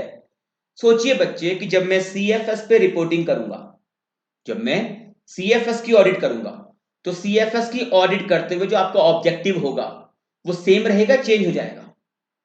CFS पे audit करते हुए जो आपका ऑब्जेक्टिव रहेगा वो सेम रहेगा, चेंज हो जाएगा? सर, वो सेम रहेगा ना। और क्या रहेगा? आपको सीएफएस के ट्रू एंड फेयर व्यू के ऊपर अपनी एक ओपिनियन को एक्सप्रेस करना होगा। भाई एंटिटी कोई सी भी हो, एंटिटी कोई सी भी हो, अगर मैं फाइनेंशियल स्टेटमेंट की ऑडिट के पर्पस के लिए मेरी अपॉइंटमेंट हुई है, तब उस केस में जो मेरा अल्टीमेट ऑब्जेक्टिव होगा, प्राइमरी ऑब्जेक्टिव होगा, that will remain same, to express an opinion on the true and fair view of the financial statement. अच्छा, एक बेसिक सा क्वेश्चन पूछ रहा हूं, अपने मन में प्लीज इसका आंसर निकाल लेना, मैं आपको के रिप्लाई का वेट नहीं करूंगा। होल्डिंग कंपनी का स्टैंड एलोन भी है और होल्डिंग कंपनी का सीएफएस भी है। 129 सबसेक्शन 1 में तैयार हुए स्टैंड एलोन, 129 सबसेक्शन 3 में तैयार हुआ आपका सीएफएस। तो ये जो दो स्टेटमेंट हैं, इन दोनों पर ओपिनियन एक सेम ऑडिटर देता होगा या कंपनी इनके लिए अलग अलग ऑडिटर अपॉइंट करती होगी? कंपनी ने अपने यहां पर 129 सबसेक्शन 1 में तैयार किए अपने स्टैंड एलोन फाइनेंशियल स्टेटमेंट, और 129 सबसेक्शन 3 में कंपनी ने तैयार किया सीएफएस। तो दो तरह के फाइनेंशियल स्टेटमेंट आए ना, दोनों पर जो ऑडिट रिपोर्ट होगी वो सेपरेट जाएगी। ऐसा नहीं होगी मैं केवल एक ही ऑडिट रिपोर्ट दूंगा और एक ही ऑडिट रिपोर्ट के अंदर मैं स्टैंड एलोन और सीएफएस दोनों पर अपनी ओपिनियन दूंगा, ऐसा कभी नहीं होगा। जब दो स्टेटमेंट हैं तो दो अलग अलग ऑडिट रिपोर्ट्स होंगी। दो स्टेटमेंट है ना आपके, तो दोनों पर आपकी ऑडिट रिपोर्ट भी क्या होगी बच्चे, वो अलग अलग होगी। तो ऑडिटर जो होगा वो सेम रहेगा या अलग अलग ऑडिटर्स अपॉइंट किए जाते हैं? इन जनरल बात करें तो जो ऑडिटर स्टैंड एलोन पर रिपोर्ट कर रहा होता है, सेम वही ऑडिटर सीएफएस के ऊपर रिपोर्टिंग करता है। और दोनों ही केस में जो आपका ऑडिट का ऑब्जेक्टिव रहता है वो सेम रहता है, to express an opinion on the true and fair view of the financial statement. The auditor of CFS is responsible for expressing an opinion on CFS whether CFS are prepared in all material respect in accordance with the applicable FRF under which the parent prepare the CFS। कि जो framework CFS पे applicable था, क्या उसी framework को follow करते हुए आपने सीएफएस को प्रॉपरली बनाया है या नहीं बनाया? Therefore, auditor's objective in the audit of CFS are to satisfy himself that CFS have been prepared in accordance with the requirement of applicable FRF। आपको ये देखना होगा, एक रीजनेबल एश्योरेंस आपको इस बात का हासिल करना होगा, ऑब्टेन करना होगा कि जो सीएफएस हैं वो as per the applicable FRF बना है या नहीं बना। एप्लीकेबल एफआरएफ से मतलब यहां पर क्या होगा, वो एफआरएफ जो कि होल्डिंग कंपनी के स्टैंड एलोन पे एप्लीकेबल होता है, सेम वही एफआरएफ होल्डिंग कंपनी जब सीएफएस बनाएगी उसके ऊपर एप्लीकेबल होगा। To enable himself to express an opinion on the true and fair view presented by CFS, to inquire into matters as specified in section 143 subsection 1 of the Companies Act 2013। अब थोड़ा सा यहां पर अगर आपका एक टेस्ट लूं तो 143 सबसेक्शन 1 में आपको टोटल कितने मैटर्स पे इंक्वायरी करनी होती है? 143 subsection 1 of the companies act 2013 क्या कहता है? 143 subsection 1 of the companies act 2013 ये कहता है कि ऑडिटर आपको ऑडिट करते हुए कुछ प्रोप्राइटी मैटर पे इंक्वायरी करनी होती है। हालांकि प्रोप्राइटी वर्ड 143 सबसेक्शन 1 में लिखा हुआ नहीं है, लेकिन जो मैटर्स को हम पढ़ते हैं तो कहीं ना कहीं ये लगता है कि कंपनी एक्ट हमसे प्रोप्राइटी जज करने के लिए कह रहा है कि आप यहां पे इंक्वायरी करिए। तो टोटल 6 मैटर हैं 143 सबसेक्शन 1 के अंदर, टोटल 6 मैटर दिए गए हैं जहां पे आपको इंक्वायरी करनी होती है। और यहां पर आईसीएआई की रिसर्च कमेटी ये कहती है कि इन इंक्वायरी पर आपको रिपोर्टिंग अपनी रिपोर्ट में केवल लेकर तभी आनी होगी अगर इंक्वायरी करके किसी मैटर पे अगर आपका कमेंट एडवर्स कमेंट है या मॉडिफाइड कमेंट है तो ही मैटर को आप ऑडिट रिपोर्ट में लेके आएंगे, अदरवाइज आपको मैटर को रिपोर्ट में लेके नहीं आना। तो 143 सबसेक्शन 1 में जो इंक्वायरी करने के लिए कहा गया है वो सेम इंक्वायरी करने की ड्यूटी आपके ऊपर रहेगी जब आप सीएफएस के ऊपर ऑडिट करेंगे। और सिमिलरली जैसे 143 सबसेक्शन 3 के अंदर 143 सबसेक्शन 3 के अंदर जिस तरह से क्लॉज नंबर ए से लेकर क्लॉज नंबर आई तक टोटल 9 मैटर हैं पर आपको रिपोर्टिंग करनी होती है, सेम यही रिपोर्टिंग आप जब आप सीएफएस पर रिपोर्टिंग करेंगे तो सीएफएस की रिपोर्टिंग के लिए जो आपकी ऑडिट रिपोर्ट होगी उस ऑडिट रिपोर्ट के अंदर आप 143 सबसेक्शन 3 के क्लॉज ए से लेकर क्लॉज नंबर आई तक के मैटर्स की आप रिपोर्टिंग करेंगे। और फिर क्लॉज नंबर जे में जो हमें लेकर जाता है rule 11 of the companies account rule, companies audit and auditors rule, not account, companies audit and auditors rule 2014, rule 11 के रेफरेंस से जो कुछ और एडिशनल मैटर्स आ जाते हैं उनकी भी रिपोर्टिंग करनी होगी। तो देखिए टोटल यहां पर 4 पॉइंट आपको यहां पर याद करने होंगे। 4 पॉइंट। पहला क्या है? पहला आप ये देखिए कि सीएफएस प्रिपेयर हुए हैं एज पर एप्लीकेबल एफआरएफ और नॉट, और उसी के बेस पर आप इसके ट्रू एंड फेयर व्यू पर रिपोर्टिंग कर दीजिए। और अगले दो मैटर आप कैसे याद करिए? 143 सबसेक्शन 1 को लेकर, 143 सबसेक्शन 1 को लेकर, और एक याद करिए आप 143 सबसेक्शन 3 को लेकर। The report on the matters given in clause number A two clause number I of section 143 subsection 3 of the companies act 2013 for other matters prescribed under rule number 11 of the company's audit and auditors rule 2014। अच्छा बच्चे एक काम करना कि मैंने ना पूरे company audit का एक कंप्लीट रिवीजन मैंने यूट्यूब पे दिया हुआ है इसी चैनल पर। लगभग 4 घंटे के आसपास का, आई थिंक 3 या 4 घंटे के आसपास का वीडियो है। उसमें मैंने केवल कारों वाले पार्ट को छोड़कर कंप्लीटली 139 से लेकर सेक्शन 148 तक का रिवीजन दे रखा है, पूरा का पूरा। केवल कारों का रिवीजन मैंने वहां पर नहीं दिया। और मजे की बात है कारों तो हम इसमें कवर करेंगे। तो एक काम करिए, आपके अगले 1 से 2 दिन के अंदर उस वीडियो को अगर एक साथ 4 घंटे अगर आप नहीं निकाल सकते तो 2-2 घंटे के पार्ट में प्लीज उससे आप कवर करिए और कंपनी ऑडिट का रिवीजन जल्दी से जल्दी आप वहां पर पूरा कर लीजिए। और मैंने पहले भी कहा है, अभी कह रहा हूं कि जो चैप्टर्स में क्रैश कोर्स के अंदर कवर नहीं कर रहा वहां पर मैं आपको ऑप्शन दे रहा हूं बच्चे कि आपके कोई भी डाउट है उन चैप्टर्स को लेकर आप कभी भी अपने डाउट मेरे साथ डिस्कस करिए। और मैंने पहले ही दिन अपने दोनों नंबर आपको दे दिए थे कि प्लीज इन नंबर्स को आप सेव कर लीजिए। कोई भी डाउट है ऑडिट में किसी भी टॉपिक को लेकर, चाहे वो क्रैश कोर्स के अंदर मैंने कवर किया या नहीं किया, प्लीज अपने डाउट टाइमली मैनर में आप मेरे साथ डिस्कस करते हुए चलिए। बिकॉज मैं चाहता हूं जब ये बैच ओवर हो तो एक अलग ही लेवल का कॉन्फिडेंस आपके पास हो कि हाँ ऑडिट में अब अच्छा कॉन्फिडेंस है, मैं इजीली यहां पर एटलीस्ट 60 मार्क्स को यहां पर लेके आ सकता हूं। तो प्लीज बच्चे वो वीडियो जितना जल्दी हो सके प्लीज आप उसको कवर करना। तो सीएफएस पर लेकर एज ऑडिटर आपकी जिम्मेदारी यहां पर क्या है? तो आपकी जिम्मेदारी है ये देखना कि CFS as per applicable FRS बना नहीं बना। दूसरा पॉइंट, सीएफएस के ट्रू एंड फेयर व्यू पर आपको रिपोर्टिंग करनी है। तीसरा, इंक्वायरी 143 सबसेक्शन 1 के रेफरेंस से। और चौथा, मैटर्स की रिपोर्टिंग 143 सबसेक्शन 3 के रेफरेंस से।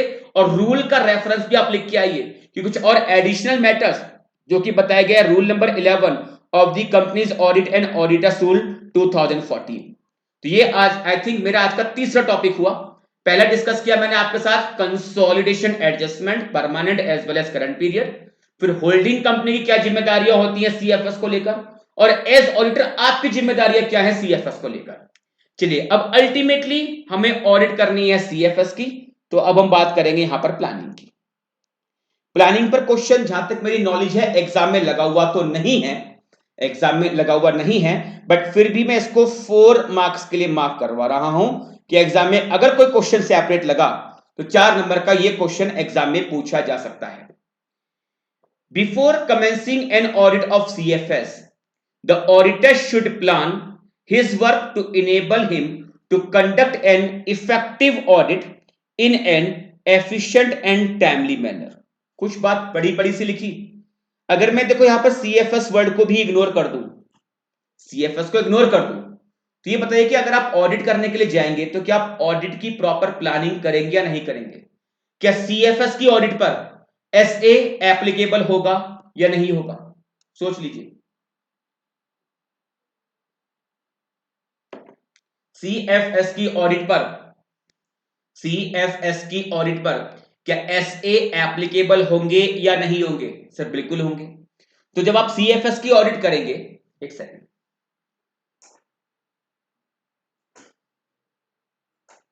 जब आप सीएफएस की ऑडिट करेंगे तो क्या उस केस में आपको एसए 300 फॉलो करते हुए क्या एक ऑडिट का प्लान, सीएफएस की ऑडिट का प्लान आपको डेवलप करना होगा या नहीं करना होगा?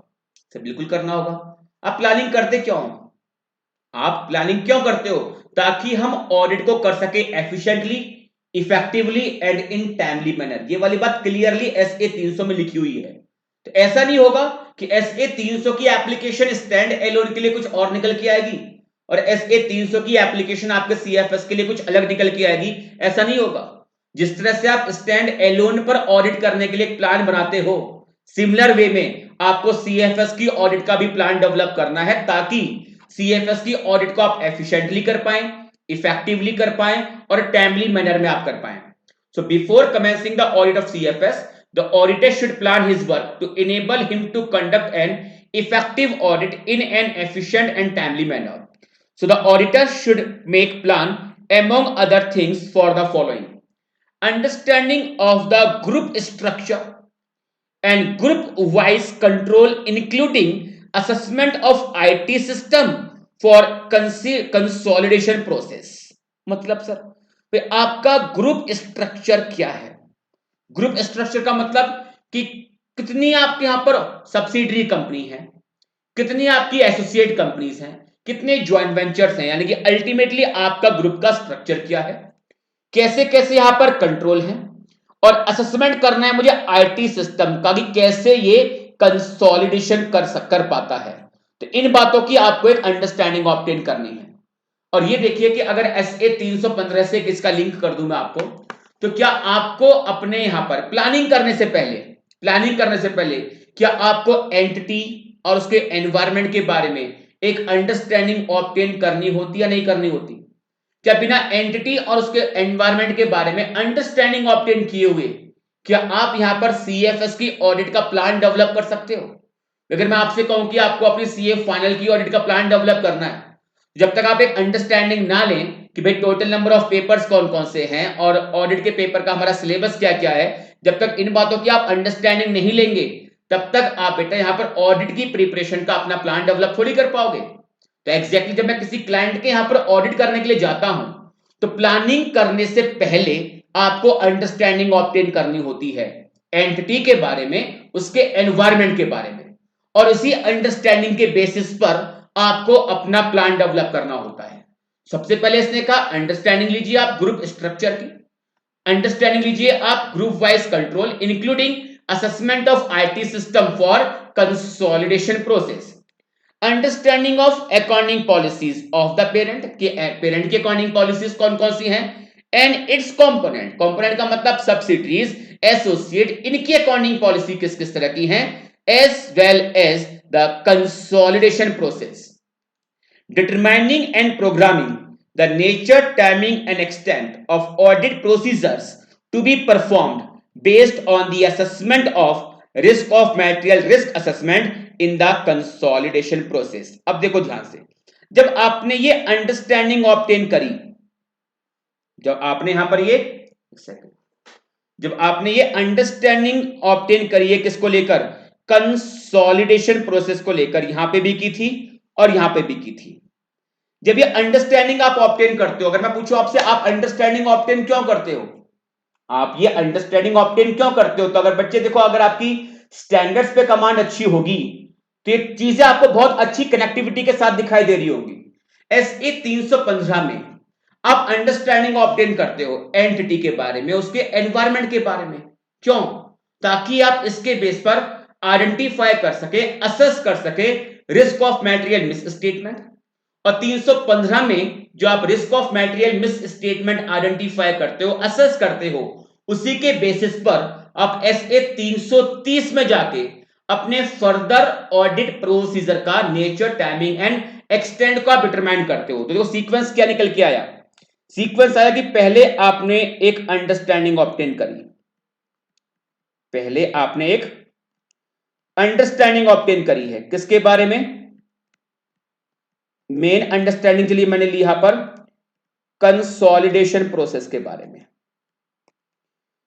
इसके बेस पर ये अंडरस्टैंडिंग लेके आपने आइडेंटिफाई किया असेस किया risk of material miss statement ये अंडरस्टैंडिंग लेके आपने आइडेंटिफाई किया असेस किया risk of material miss statement और जब risk of material miss statement आपने आइडेंटिफाई किया असेस किया तो आप डिटरमाइन करते हो nature timing and extent of your further audit procedures ये वाला काम जो होता है ये एसए 330 में हुआ और ये जो आपने काम परफॉर्म किया है ये आपने एसए 315 में आपने परफॉर्म किया देखो ध्यान से क्या लिखा हुआ था determining and programming nature timing and extent of audit procedures ये कौन से ऑडिट प्रोसीजर की बात कर रहा है बच्चे ये बात कर रहा है एफएपी की test of control and the substantive audit procedures जो आप करते हो एसए 330 में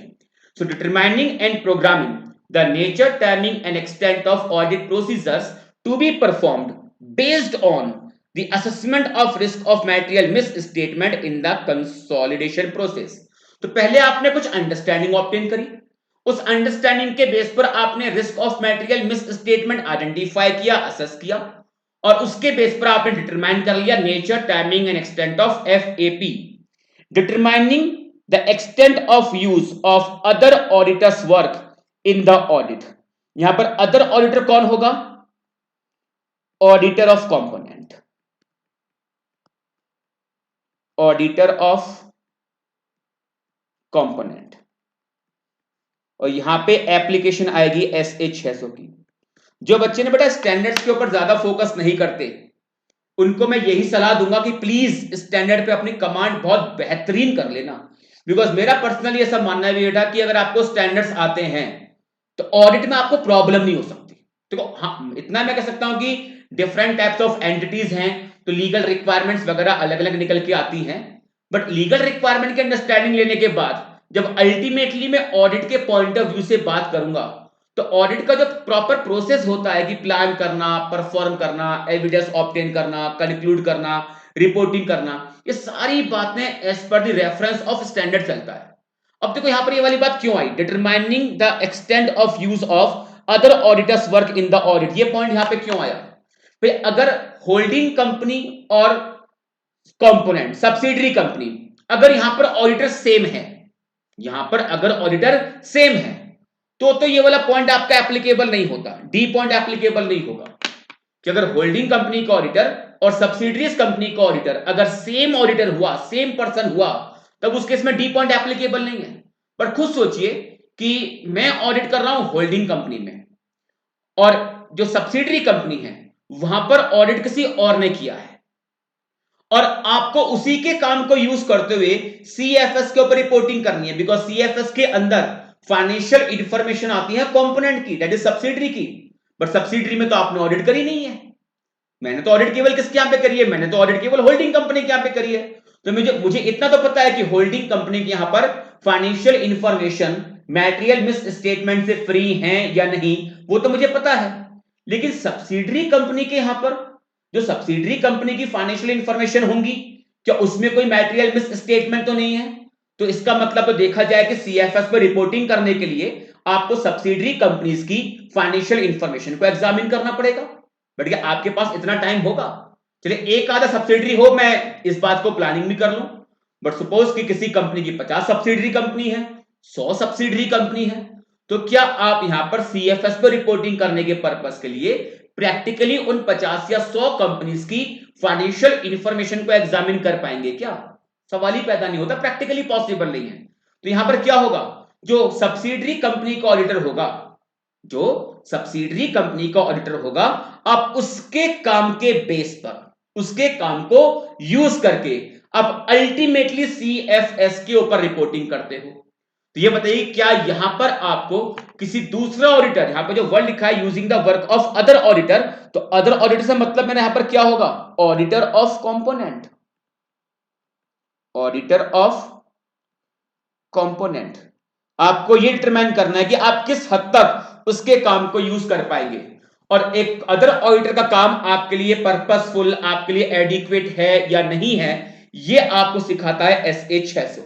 तो इस जगह पर यहां पर एसए 600 की एप्लीकेशन है। अगर ध्यान से आप देखो तो ए पॉइंट में एसए 315 की एप्लीकेशन आप अंडरस्टैंडिंग ऑब्टेन कर रहे थे, बी पॉइंट के अंदर अगेन 315 की एप्लीकेशन, फिर determining and programming the nature timing and extend, यहां पर मैं 330 के रेफरेंस से बोल सकता हूं, बिकॉज अल्टीमेटली आप यहां पर test of control and substantive audit procedures उसकी बात कर रहे हो। फिर बात कर रहा हूं एसए 600 के रेफरेंस से, determining the extent of use of other auditors work in the audit and coordination the work to be performed. जो ब्रांच ऑडिटर है, नॉट ब्रांच, जो सब्सिडरी का ऑडिटर है, कंपोनेंट का ऑडिटर, उसके साथ कोऑर्डिनेट करना। बिकॉज अगर आपके बीच में एक प्रॉपर कोऑर्डिनेशन नहीं होगा, भाई मुझे पता है कि जो सब्सिडरी पर जिस ऑडिटर ने काम किया है उसका काम मेरे लिए पर्पसफुल है, मेरे लिए यूजफुल है, और अगर उसके काम को मैं यूज नहीं कर पाऊंगा इन केस, तो उस केस में बेटा शायद आप सीएफएस के ऊपर रिपोर्टिंग भी ना कर पाओ। तो शुरू से ही एक दूसरे के साथ काम करने के एक प्रॉपर कोऑर्डिनेशन के अरेंजमेंट आपके प्लानिंग के टाइम पर सेट हो जाने चाहिए। Coordinating the work to be performed, coordinating the work to be performed. तो ये चीजें आपको प्लानिंग के अंदर शामिल करनी है। एग्जाम में क्वेश्चन लगता है अगर 4 नंबर के लिए, बहुत अच्छा इंपैक्ट पड़ेगा कि अगर यहां पर एसए के रेफरेंस से आप बात करके आ जाओ। वैसे अगर देखो मैं आपका स्टडी मटेरियल देखूं तो स्टडी मटेरियल ने इन चीजों को एसए के साथ कनेक्टिविटी नहीं दी हुई, बट एग्जाम में अगर आप चाहें तो जब प्लानिंग की बात आप कर रहे हो एसए 300 की रिक्वायरमेंट आप यहां पर कोड करके आइए। फिर जब मैं अंडरस्टैंडिंग की बात कर रहा हूं तो आप लिख के आइए as per the requirement of SA 315। Again B point के अंदर हमने अंडरस्टैंडिंग की बात करी है, again as per the requirement of SA 315। फिर 315 पे जब काम पूरा कर लिया, आइडिया मिल गया कि कहां पर risk of material misstatement कम है, कहां पर risk of material misstatement ज्यादा है, अकॉर्डिंगली आप डिटरमाइन कर लीजिए nature timing and extent of your FAP as per the requirement of SA 330। फिर किसी और के काम को यूज करना है तो ठीक है, एसए 600 का पॉइंट बन गया, और काम को यूज करना है तो बिना कोऑर्डिनेशन के काम को यूज कर पाना पॉसिबल नहीं हो पाएगा। तो coordinating the work to be performed, याद कर सकते हैं ना?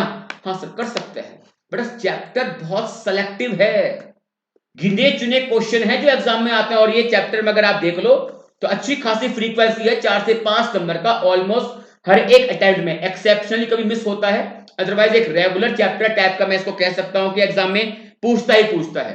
तो क्वेश्चंस आइडेंटिफाई करो। जैसे आपने मुझसे लास्ट क्लास में किसी बच्चे ने पूछा था ना, सर ऑडिट में 60 नंबर लेके आने, प्लानिंग कैसे करें?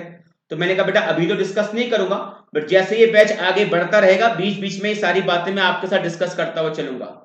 तो एक पहला गुरु मंत्र दे रहा हूं, देखो कि ऐसे चैप्टर जो बहुत सेलेक्टिव है। सेलेक्टिव का मतलब उस चैप्टर के अंदर कुछ रेंज खास नहीं है। जैसे अगर मैं बैंक ऑडिट की बात करूंगा तो उसकी एक अच्छी खासी रेंज है, बहुत सारे प्रोविजंस वहां पे मुझे देखने होंगे। लेकिन जब मैं सीएफएस की बात करता हूं बहुत सेलेक्टिव है, इतना ज्यादा रेंज है ही नहीं इसके अंदर। कल की क्लास अगर आप देखो तो कल की क्लास में मैंने ऑडिट की तो बात ही नहीं करी। कल की क्लास में हमने केवल 129 सबसेक्शन 3, 129 सबसेक्शन 4 और जो रूल नंबर 6 था केवल वो कवर किया। आज की क्लास की अगर हम बात करें तो पहला टॉपिक डिस्कस किया मैंने आपके साथ एडजस्टमेंट को लेकर। उसके बाद अगला टॉपिक डिस्कस किया कि सीएफएस पर पेरेंट की जिम्मेदारी क्या है। फिर सीएफएस पे एज ऑडिटर मेरी जिम्मेदारी क्या होती है वो डिस्कस किया। फिर सीएफएस की प्लानिंग को लेकर हमने बात करी है। कोई भी टॉपिक आप देख लो इतना टेक्निकल नहीं है, तो हर एक चैप्टर में ना आप मार्क करिए, देखिए कि कौन कौन से क्वेश्चंस एग्जाम में पूछे जाते हैं, ये केस स्टडी किस तरह की एग्जाम में पूछी जाती हैं। कल जो मैंने आपसे रूल नंबर 6 का फर्स्ट प्रोवाइजो डिस्कस किया था, मैक्सिमम केस स्टडीज जो लगी हुई हैं वो रूल नंबर 6 के फर्स्ट प्रोवाइजो पे ही लगी हुई हैं। देख लेना आप, एक दो केस में क्लास में डिस्कस करूंगा मैं आपसे, सारा डिस्कस नहीं कर सकता, बट एक दो क्वेश्चन जो एग्जाम में रिपीट मोड पर पूछे गए हैं वो मैं आपके साथ डिस्कस कर लूंगा। और तो वहां पर आप खुद देखेंगे कि हाँ, जो फर्स्ट प्रोवाइजो है रूल नंबर 6 का उसके ऊपर केस स्टडी यहां पर भर भर के पूछी गई है। तो चैप्टर बहुत सिलेक्टिव है। तो जो जो चैप्टर इतना सिलेक्टिव है आपको पता होना चाहिए कि कौन सा टॉपिक या किस तरह की केस स्टडी एग्जाम में पूछी जाती है। अकॉर्डिंगली वैसे ही आप अपने स्टडी को प्लान करना शुरू कर दीजिए। Now audit consideration in the audit of CFS. अच्छा क्वेश्चन, अच्छा क्वेश्चन, एग्जाम में नहीं लगा हुआ, अच्छा क्वेश्चन है लेकिन 4 to 5 marks, 4 to 5 marks. Audit consideration in the audit of CFS, कि आप कैसे सीएफएस की ऑडिट करेंगे। Now list of component, auditor should obtain a list of all component included in CFS and review the information provided by management of parent identifying the component।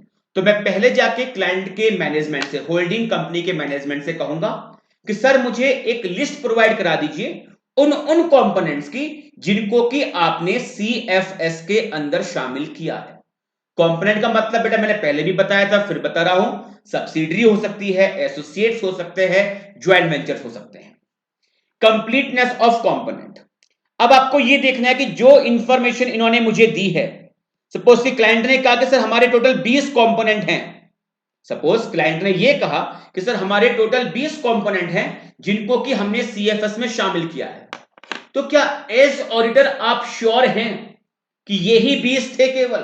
कहीं ऐसा तो नहीं कि कंपोनेंट तो 20 से ज्यादा थे बट इन्होंने केवल 20 को ही सीएफएस में शामिल किया है। तो अब आपको यहां पर ऑडिट प्रोसीजर्स परफॉर्म करने हैं कंप्लीटनेस को लेकर। कंप्लीटनेस का मतलब कि जितने भी कंपोनेंट बनते थे, जितने भी कंपोनेंट बनते थे वो सारे के सारे कंपोनेंट को सीएफएस के अंदर शामिल किया गया है या नहीं किया गया। कहीं ऐसा तो नहीं कि 31 मार्च को इनके और भी कंपोनेंट थे जो जिनको कि इन्होंने सीएफएस के अंदर शामिल नहीं किया हुआ। सो कंपोनेंट, कंप्लीटनेस ऑफ कंपोनेंट, इसके ऊपर सेपरेट क्वेश्चन, इस सेकंड पॉइंट के ऊपर सेपरेट क्वेश्चन एग्जाम में 4 नंबर का बन सकता है कंप्लीटनेस ऑफ कंपोनेंट को लेकर। तो कंप्लीटनेस का पहले बेटा मतलब समझ जाओ कि what is the meaning of completeness here. Completeness का सिंपल सा मतलब है कि जितने भी कंपोनेंट थे वो सारे के सारे कंपोनेंट सीएफएस के अंदर आए या नहीं आए।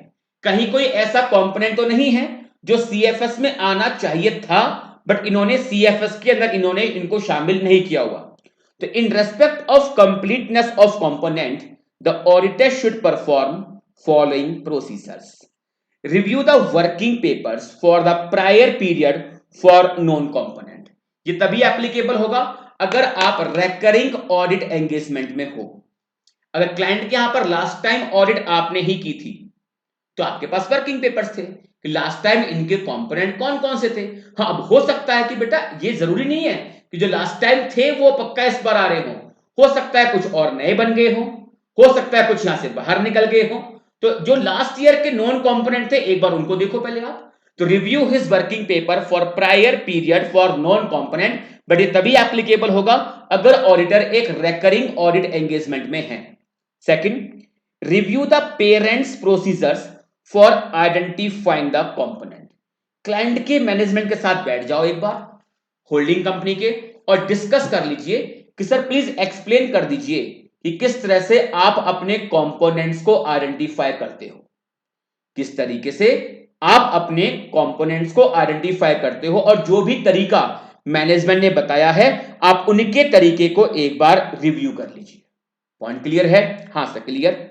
Making inquiries of management to identify any new component और any component which goes out of CFS.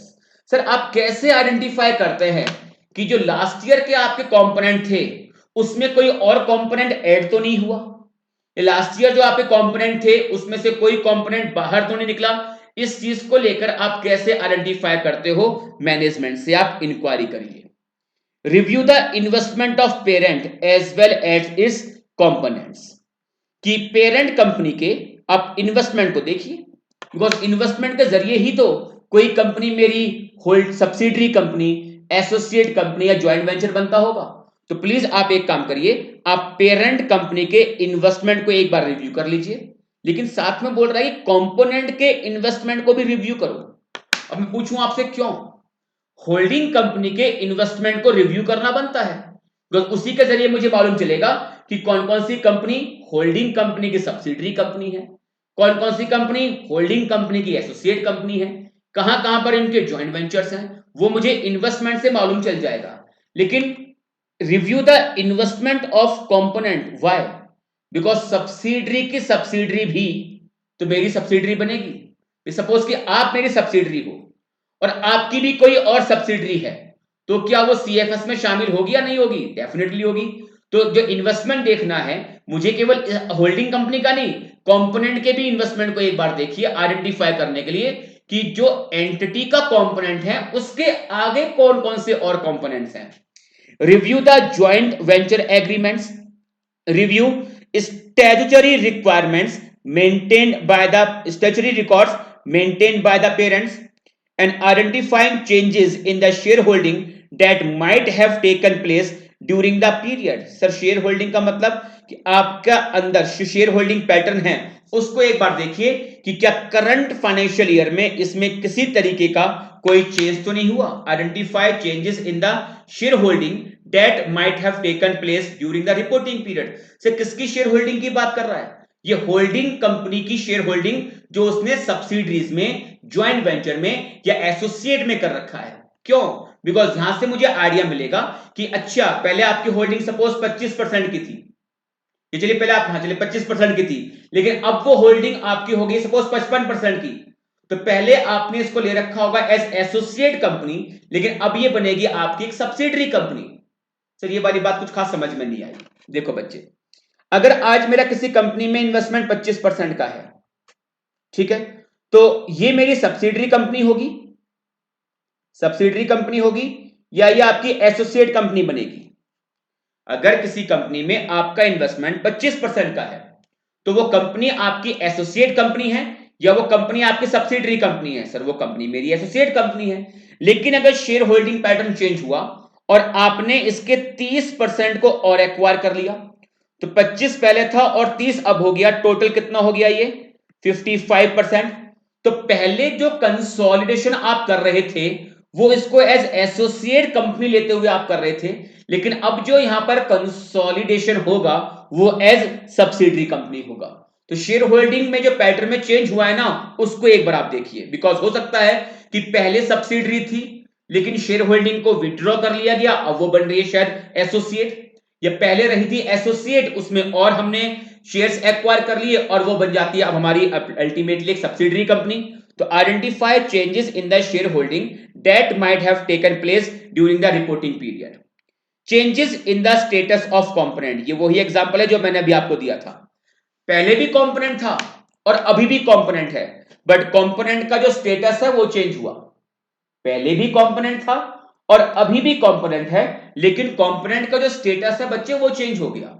पहले था एसोसिएट अब बन गया joint venture, not joint venture, पहले था एसोसिएट अब बन गया सब्सिडरी, पहले था सब्सिडरी अब बन गया वो एसोसिएट।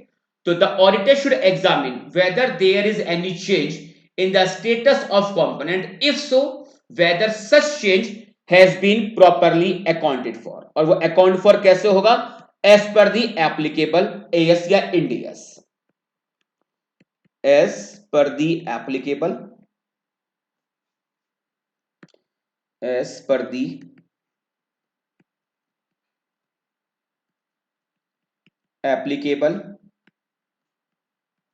AS या इंड AS।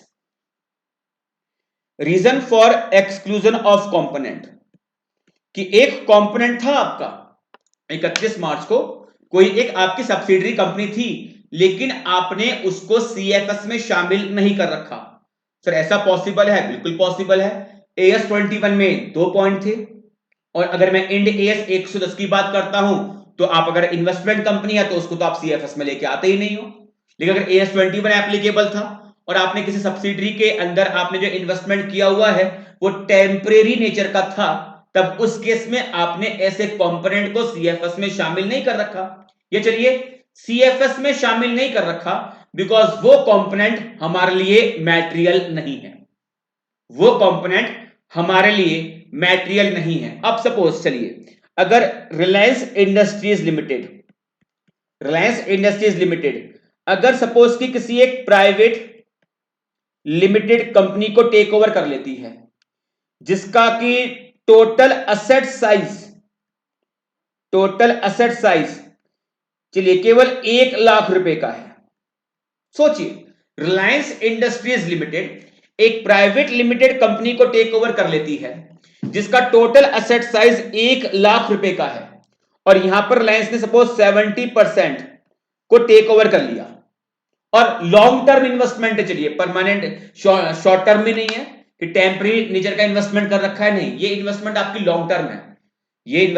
लॉन्ग टर्म है। तो क्या ऐसे केस में रिलायंस इंडस्ट्रीज लिमिटेड ने जो इस प्राइवेट लिमिटेड कंपनी में इन्वेस्टमेंट करा हुआ है, तो क्या ये कंपनी रिलायंस इंडस्ट्रीज लिमिटेड की सब्सिडरी कंपनी है या नहीं है? सर बिल्कुल है। लेकिन रिलायंस इंडस्ट्रीज लिमिटेड ने, और ये इन्वेस्टमेंट शॉर्ट टर्म भी नहीं है, इन्वेस्टमेंट आपका लॉन्ग टर्म है, बट रिलायंस इंडस्ट्रीज लिमिटेड ने सीएफएस बनाते हुए इसको एक्सक्लूड कर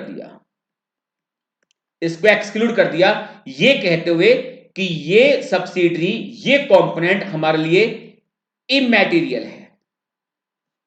ये सब्सिडरी, ये कंपोनेंट हमारे लिए इमैटेरियल है। बताओ रिलायंस इंडस्ट्रीज लिमिटेड ने सही किया या गलत किया? आप रिलायंस इंडस्ट्रीज लिमिटेड के ऑडिटर है, आप रिलायंस इंडस्ट्रीज लिमिटेड के ऑडिटर है, और ऑडिट करते हुए मुझे मालूम चलता है कि 31 मार्च को इनका एक कंपोनेंट था जो सीएफएस में आना चाहिए था, लेकिन रिलायंस इंडस्ट्रीज लिमिटेड ने इसको अपने सीएफएस में शामिल नहीं किया हुआ। और जब मैनेजमेंट से बात करी तो रिलायंस इंडस्ट्रीज लिमिटेड के मैनेजमेंट का यह कहना है कि सर ये जो कंपोनेंट है हमारे लिए इमैटेरियल था। कहां हमारी हजारों करोड़ रुपए का टर्नओवर है, हजारों करोड़ रुपए की हमारी एसेट है, और ये तो केवल साइज ही कितना था, 1 लाख का साइज था।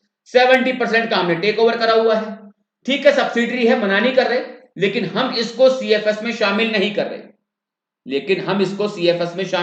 नहीं कर रहे, क्योंकि ये हमारे लिए इमैटेरियल है। देन प्लीज टेल मी कि क्या आप यहां पर अगर रिलायंस इंडस्ट्रीज लिमिटेड की अगर आप ऑडिट कर रहे हो तो क्या इस ग्राउंड पर आप रिपोर्ट को मॉडिफाई करेंगे या नहीं करेंगे? रिप्लाई वैसे आप लोग करते नहीं हो, फिर भी छोटा सा एक विंडो दे रहा हूं रिप्लाई करने के लिए, 30 सेकंड का विंडो है।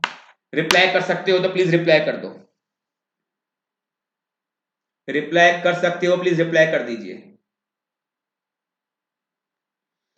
सर नवंबर 13 अटेम्प्ट, ये बैच आफ्टर में एग्जाम भी अवेलेबल हो जाएगा क्या? बिल्कुल हो जाएगा बच्चे, ये तो जो क्लास चल रही है सारी क्लास रिकॉर्ड हो जाएगी, तो अकॉर्डिंगली आपके लिए अवेलेबल रहेगा, पर थोड़ा अमेंडमेंट को लेके आपको ध्यान रखना होगा,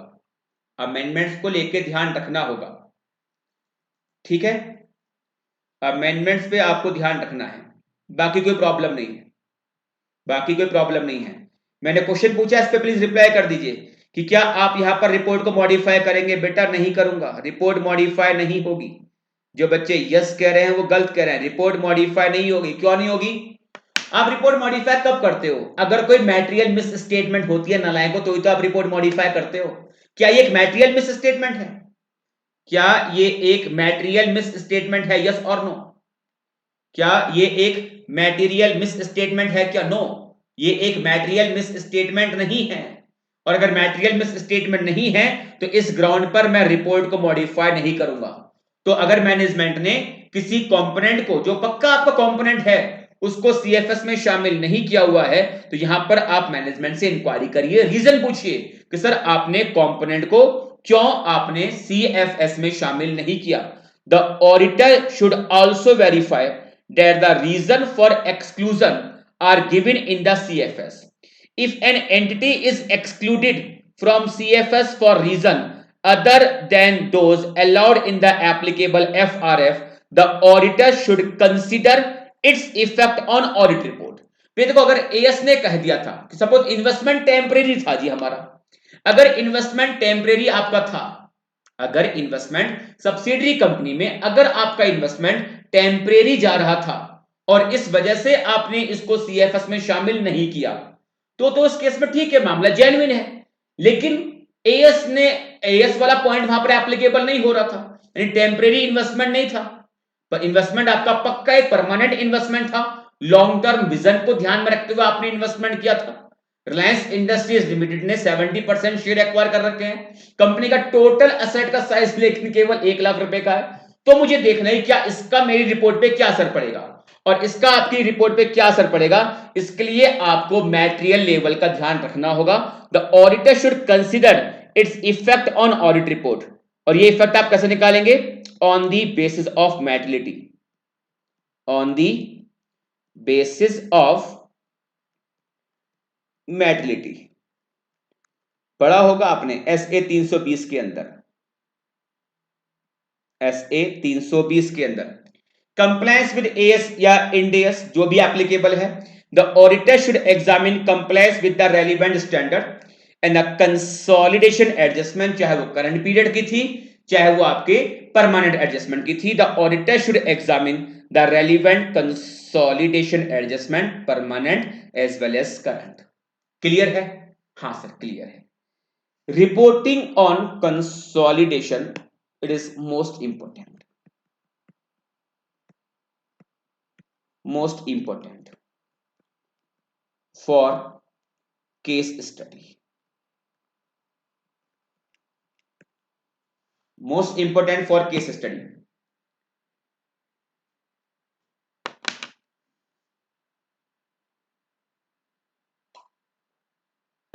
इसमें देखिए कुछ 5 आपके सामने इन्होंने कंडीशन लगा रखी हैं। एक बार ये 5 कंडीशन की मैं केवल हेडिंग रीड कर रहा हूं। Number first, when the parents auditor is also auditor of all of its component, यानी कि होल्डिंग कंपनी में ऑडिट करने वाला और कंपोनेंट पर दैट इज सब्सिडरीज पर, सारी की सारी सब्सिडरीज पर ऑडिट करने वाला बंदा सेम है, तब उस केस में आपकी रिपोर्टिंग कैसे होगी? Second, parent auditor is not the auditor of all of its component, यानी कि होल्डिंग और सब्सिडरी के पेरेंट सेम, होल्डिंग और सब्सिडरी के ऑडिटर सेम नहीं है, अलग अलग है। Third one is when the component audit report on auditing framework different than that of parent, ये कब एप्लीकेबल होगा? अगर मेरी जो सब्सिडरी कंपनी है सपोज वो इंडिया के बाहर है, कोई फॉरेन सब्सिडरी है, तो फॉरेन सब्सिडरी वाले केस में उनके ऑडिट के स्टैंडर्ड और मेरे जो ऑडिट के जो स्टैंडर्ड हैं वो सेम नहीं है। when the component auditors report on audit framework different than that of parent, यानी हमारे जो ऑडिट के स्टैंडर्ड हैं वो अलग अलग निकल के आ रहे हैं। Number 4, when the components audit report on the financial statement under an accounting framework different than that of parent, यानी होल्डिंग कंपनी का फाइनेंशियल रिपोर्टिंग फ्रेमवर्क और सब्सिडरी कंपनी का फाइनेंशियल रिपोर्टिंग फ्रेमवर्क अगर अलग अलग है तो कैसे आपको रिपोर्टिंग करनी है। एंड द लास्ट वन, कि अगर कंपोनेंट के ऊपर ऑडिट ही नहीं हुई थी तो उस केस में आपको कैसे रिपोर्टिंग करनी है। एग्जाम में कोई भी सिचुएशन आपके सामने क्रिएट कर देगा और केस स्टडी बेस्ड क्वेश्चन आपसे यहां पर पूछ लेगा। एग्जाम में कोई भी आपके सामने एक सिचुएशन क्रिएट कर देगा, इन 5 में से कोई सी भी, ये पांचों के पांचों एक साथ एग्जाम में नहीं आएंगे। पहली बात, ये पांचों के पांचों एक साथ आपसे एग्जाम में नहीं पूछेगा। इन 5 में से कोई भी केस स्टडी एग्जाम में पूछी जा सकती है। वो केस स्टडी कौन सी पॉसिबल होगी मैं आपको मार्क करवा दूंगा। चलिए पहला पॉइंट देखते हैं। When the parents auditor is also auditor of all of its component, यानी कि अगर सपोज एक कंपनी की 5 सब्सिडरी है तो होल्डिंग कंपनी का ऑडिटर और इन पांचों की पांचों सब्सिडरी का ऑडिटर अगर सेम है तो क्या होगा।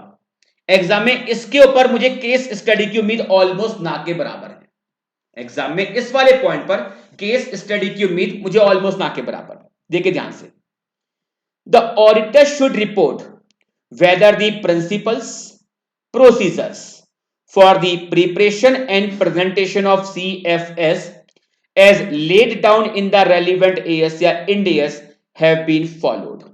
यानी कि CFS की प्रिपरेशन को लेकर, CFS की प्रेजेंटेशन को लेकर जो भी प्रिंसिपल, प्रोसीजर AS या Ind AS में बताए गए हैं, क्या होल्डिंग कंपनी ने उनको प्रॉपरली फॉलो किया है या नहीं किया।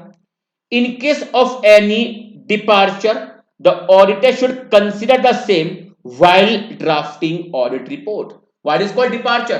कि अगर आपने किसी प्रिंसिपल का, प्रोसीजर का फॉलो नहीं किया, जैसा कि एएस या इंडियस की रिक्वायरमेंट थी, आपने अगर उनके किसी प्रिंसिपल को, अगर आपने उनके किसी प्रोसीजर को फॉलो नहीं किया, डिपार्चर लिया है, तो मुझे देखना है कि इसका क्या इफेक्ट पड़ेगा मेरी ऑडिट रिपोर्ट के ऊपर।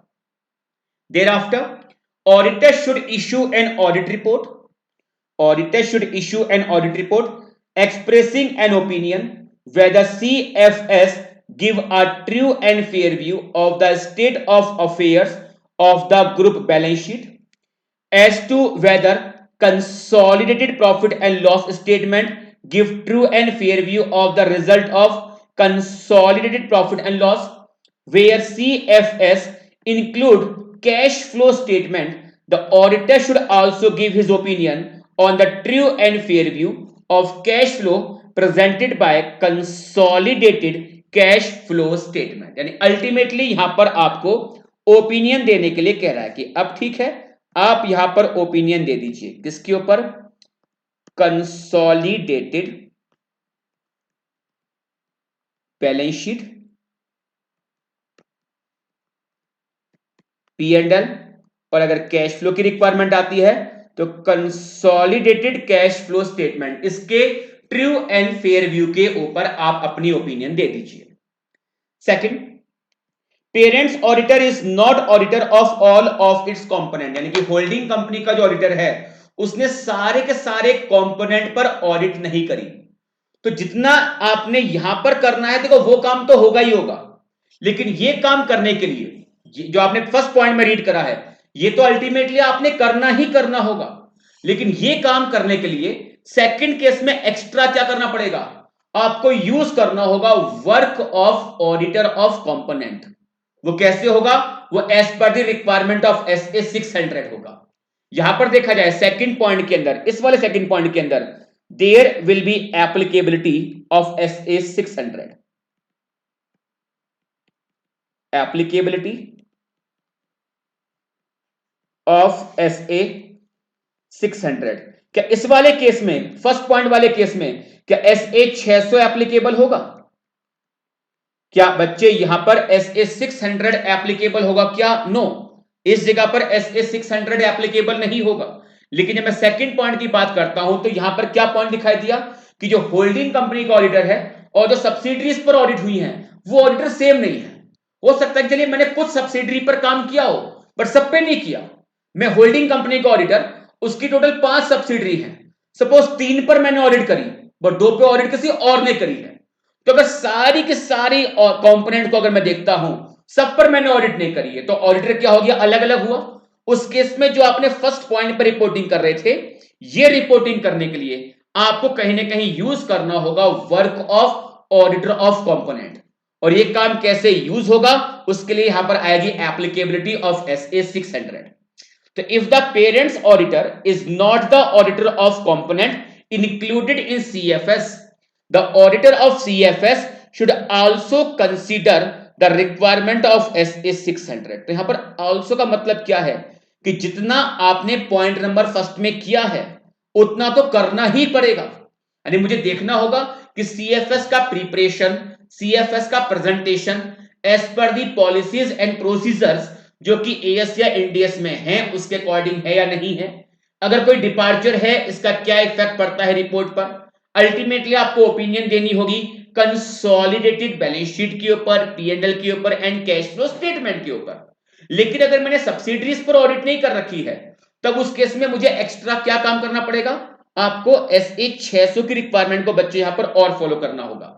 तो if the parent's auditor is not the auditor of component included in CFS, the auditor of CFS should also consider the requirement of SA 600।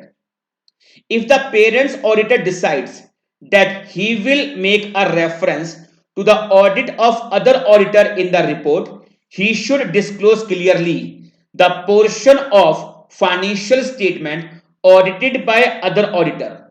This may be done by stating the amount or percentage of total asset, total revenue of subsidiary included in CFS not audited by him. इसका मतलब क्या है? जब देखो मैं किसी और के काम को यूज कर रहा हूं, यानी कि मैं सब्सिडरी का जो ऑडिटर है उसके काम को यूज करके मैं अल्टीमेटली रिपोर्टिंग करके आ रहा हूं, तो मैं यहां पर यूजर को इस बात का आइडिया देने के लिए कि जिन सब्सिडरी को कंपोनेंट में शामिल किया गया है उनका सीएफएस में क्या वेटेज है, तो मैं वहां पर अमाउंट या कुछ परसेंटेज के जरिए, जनरली अमाउंट के जरिए, कि देखिए कि सीएफएस के अंदर टोटल एसेट का साइज इतना है, लेकिन जिन सब्सिडरी को हमने ऑडिट नहीं करा है उसमें टोटल एसेट का साइज इतना है। अब सपोज ये मैं आपसे कहता हूं कि सीएफएस के अंदर टोटल एसेट का साइज 1000 करोड़ का है, लेकिन जिन सब्सिडरीज को मैंने ऑडिट नहीं करा है, उसमें टोटल एसेट का साइज 600 करोड़ रुपए का है। कंपनी में टोटल रिवेन्यू जो आया है, रिवेन्यू फ्रॉम ऑपरेशन, वो 5000 करोड़ का है, लेकिन जिन सब्सिडरीज को मैंने ऑडिट नहीं करा है उनसे जो रिवेन्यू आया है वो टोटल 4000 करोड़ का है। तो ये कहीं ना कहीं आपको बाय वे ऑफ अमाउंट अपनी ऑडिट रिपोर्ट में ये वाली बात रखनी होती है, ताकि यूजर को इस वाली बात का आइडिया हो जाए कि टोटल जो सीएफएस के अंदर इंफॉर्मेशन आ रही हैं उनमें से ऐसी कितनी इंफॉर्मेशन है जहां पर ये प्रिंसिपल ऑडिटर ऑडिट करके नहीं आया था, वहां पर मैंने किसी और के काम को यूज करके मैंने अल्टीमेटली सीएफएस के ऊपर रिपोर्टिंग की है। तो if the parent's auditor decides that he will make reference to the audit of other auditor in the report, he should disclose clearly the portion of financial statement audited by other auditor.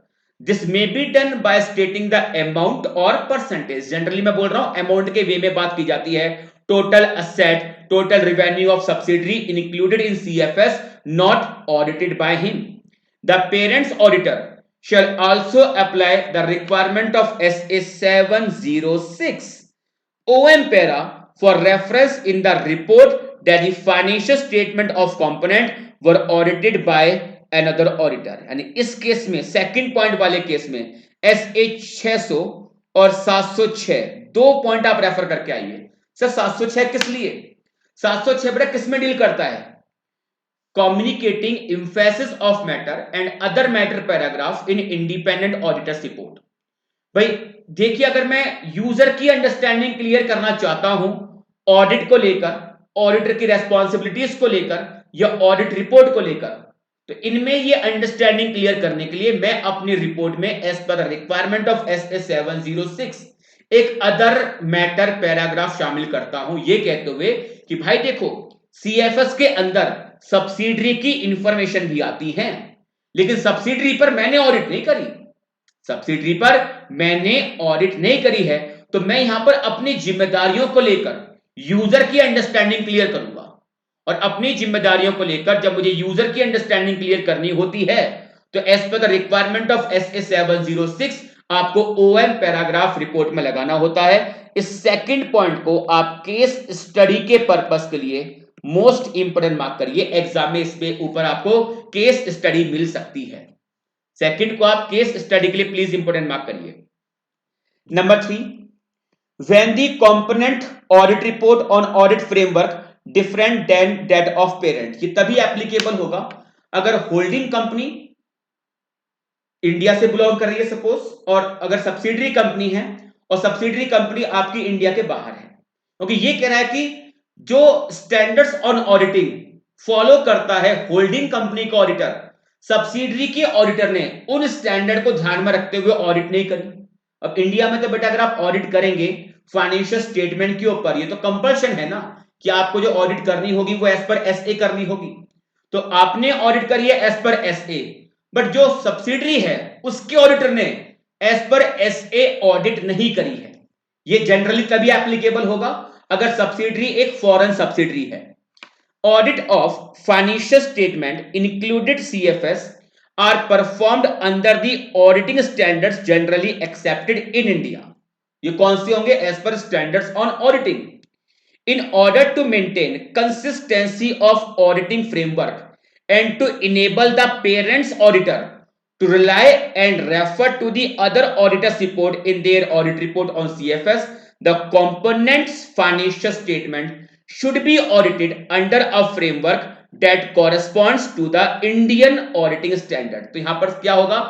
Holding company का auditor parent entity के, not parent, subsidiary, holding और parent तो एक ही बात हो गई, holding या पेरेंट कंपनी का ऑडिटर सब्सिडरी के ऑडिटर को रिक्वेस्ट करेगा, सर प्लीज जो मुझे आप ऑडिट रिपोर्ट भेजेंगे ना, वो audit report as per standards on auditing जो इंडिया में एप्लीकेबल हैं उसके बेस पर मुझे आप ये रिपोर्टिंग करके भेजिए।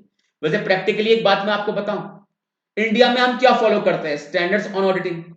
अगर इंडिया के बाहर भी कोई ऑडिट अगर हुई है ना, तो वह as per international standard on auditing हुई होगी, बिकॉज हमारे जो एसए हैं वो इंटरनेशनली फ्रेमवर्क जो चलता है उसी को अडॉप्ट करके हमारे एसए इंडिया में इश्यू हुए हैं।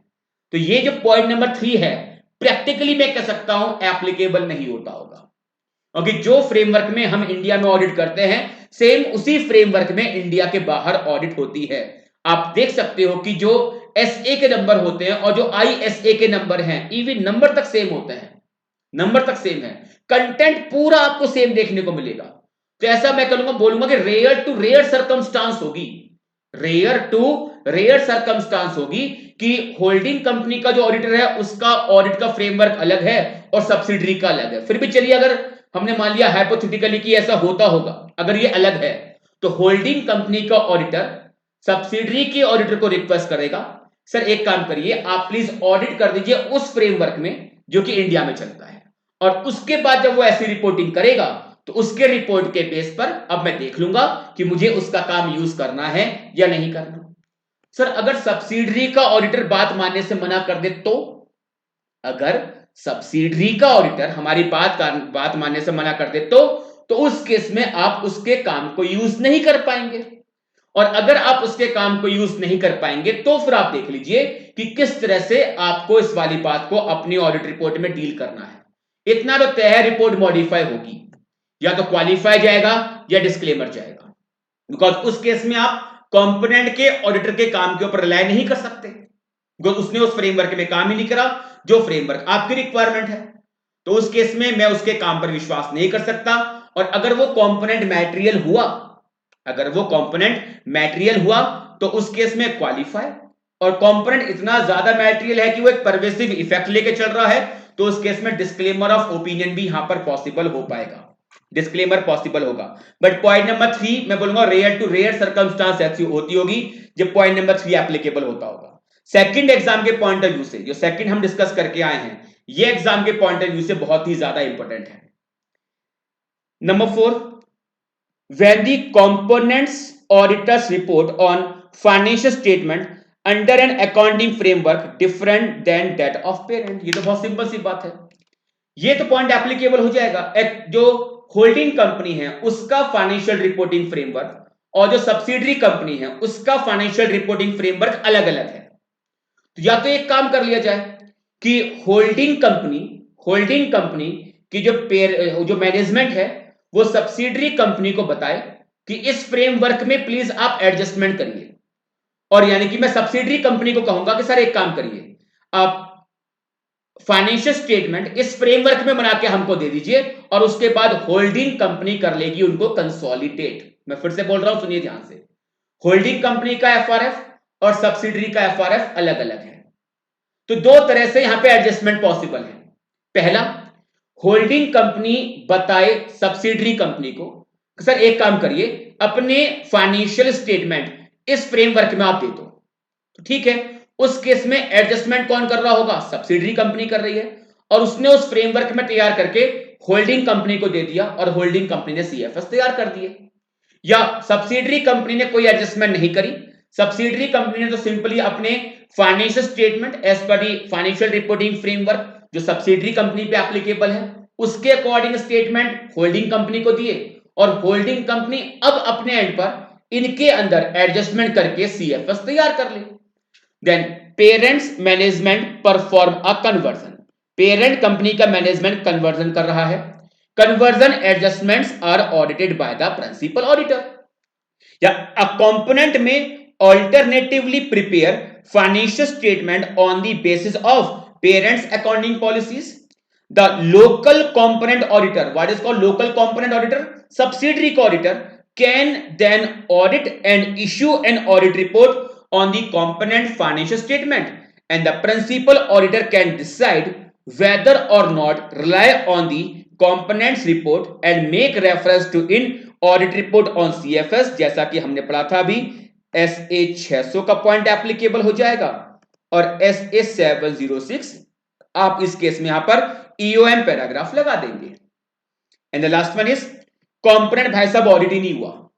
अगर कंपोनेंट ऑडिट नहीं हुआ, मुझे देखना है कि वो कंपोनेंट मटेरियल है या नहीं है, और अगर वो मटेरियल हुआ, अगर वो मटेरियल हुआ 705 लगा दूंगा, रिपोर्ट या तो क्वालिफाई होगी या मैं डिस्क्लेमर दे के आऊंगा, या तो क्वालिफाइड या disclaimer. The auditor report, the auditor reporting on CFS should consider unaudited component in evaluating a possible modification to his report on CFS. The evaluation is necessary because auditor has not been able to obtain sufficient appropriate audit evidence in relation to such consolidated amount या balances. The auditor should evaluate both qualitative and quantitative factors because materiality जो होती है वो quality के base पे भी आ सकती है या quantity के बेस पे भी आ सकती है। The auditor should evaluate both qualitative and quantitative factor on the possible effect of such amount remaining unaudited when reporting on CFS using provision of SA 705, या तो इस जगह पर क्वालिफाई जाएगा या डिस्क्लेमर जाएगा, आइदर क्वालिफाइड और डिस्क्लेमर।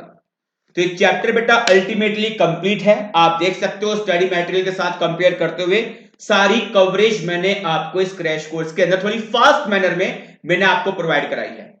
कल जब मैं सेशन लूंगा तो सबसे पहले मैं सीएफएस के कंप्लीट तो नहीं बट कुछ क्वेश्चंस मैं आपके साथ क्लास में डिस्कस करूंगा, और उसके बाद एक नया चैप्टर मैं आपके साथ डिस्कस करूंगा।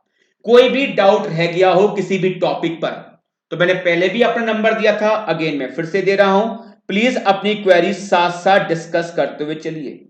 और जो जो चैप्टर्स हम क्लास में कवर करते हुए जा रहे हैं ना, प्लीज प्लीज प्लीज बच्चे रिक्वेस्ट है आपसे कि जल्दी से जल्दी उसको सेल्फ रिवीजन में प्लीज आप उसे कवर करिए और मल्टीपल टाइम्स रीडिंग करने की आदत डाल लो। बस इतना काम आप मेरा कर लीजिए कि जो चैप्टर को हम क्लास में कवर करते हुए चल रहे हैं self study self reading please उसकी आप करिए।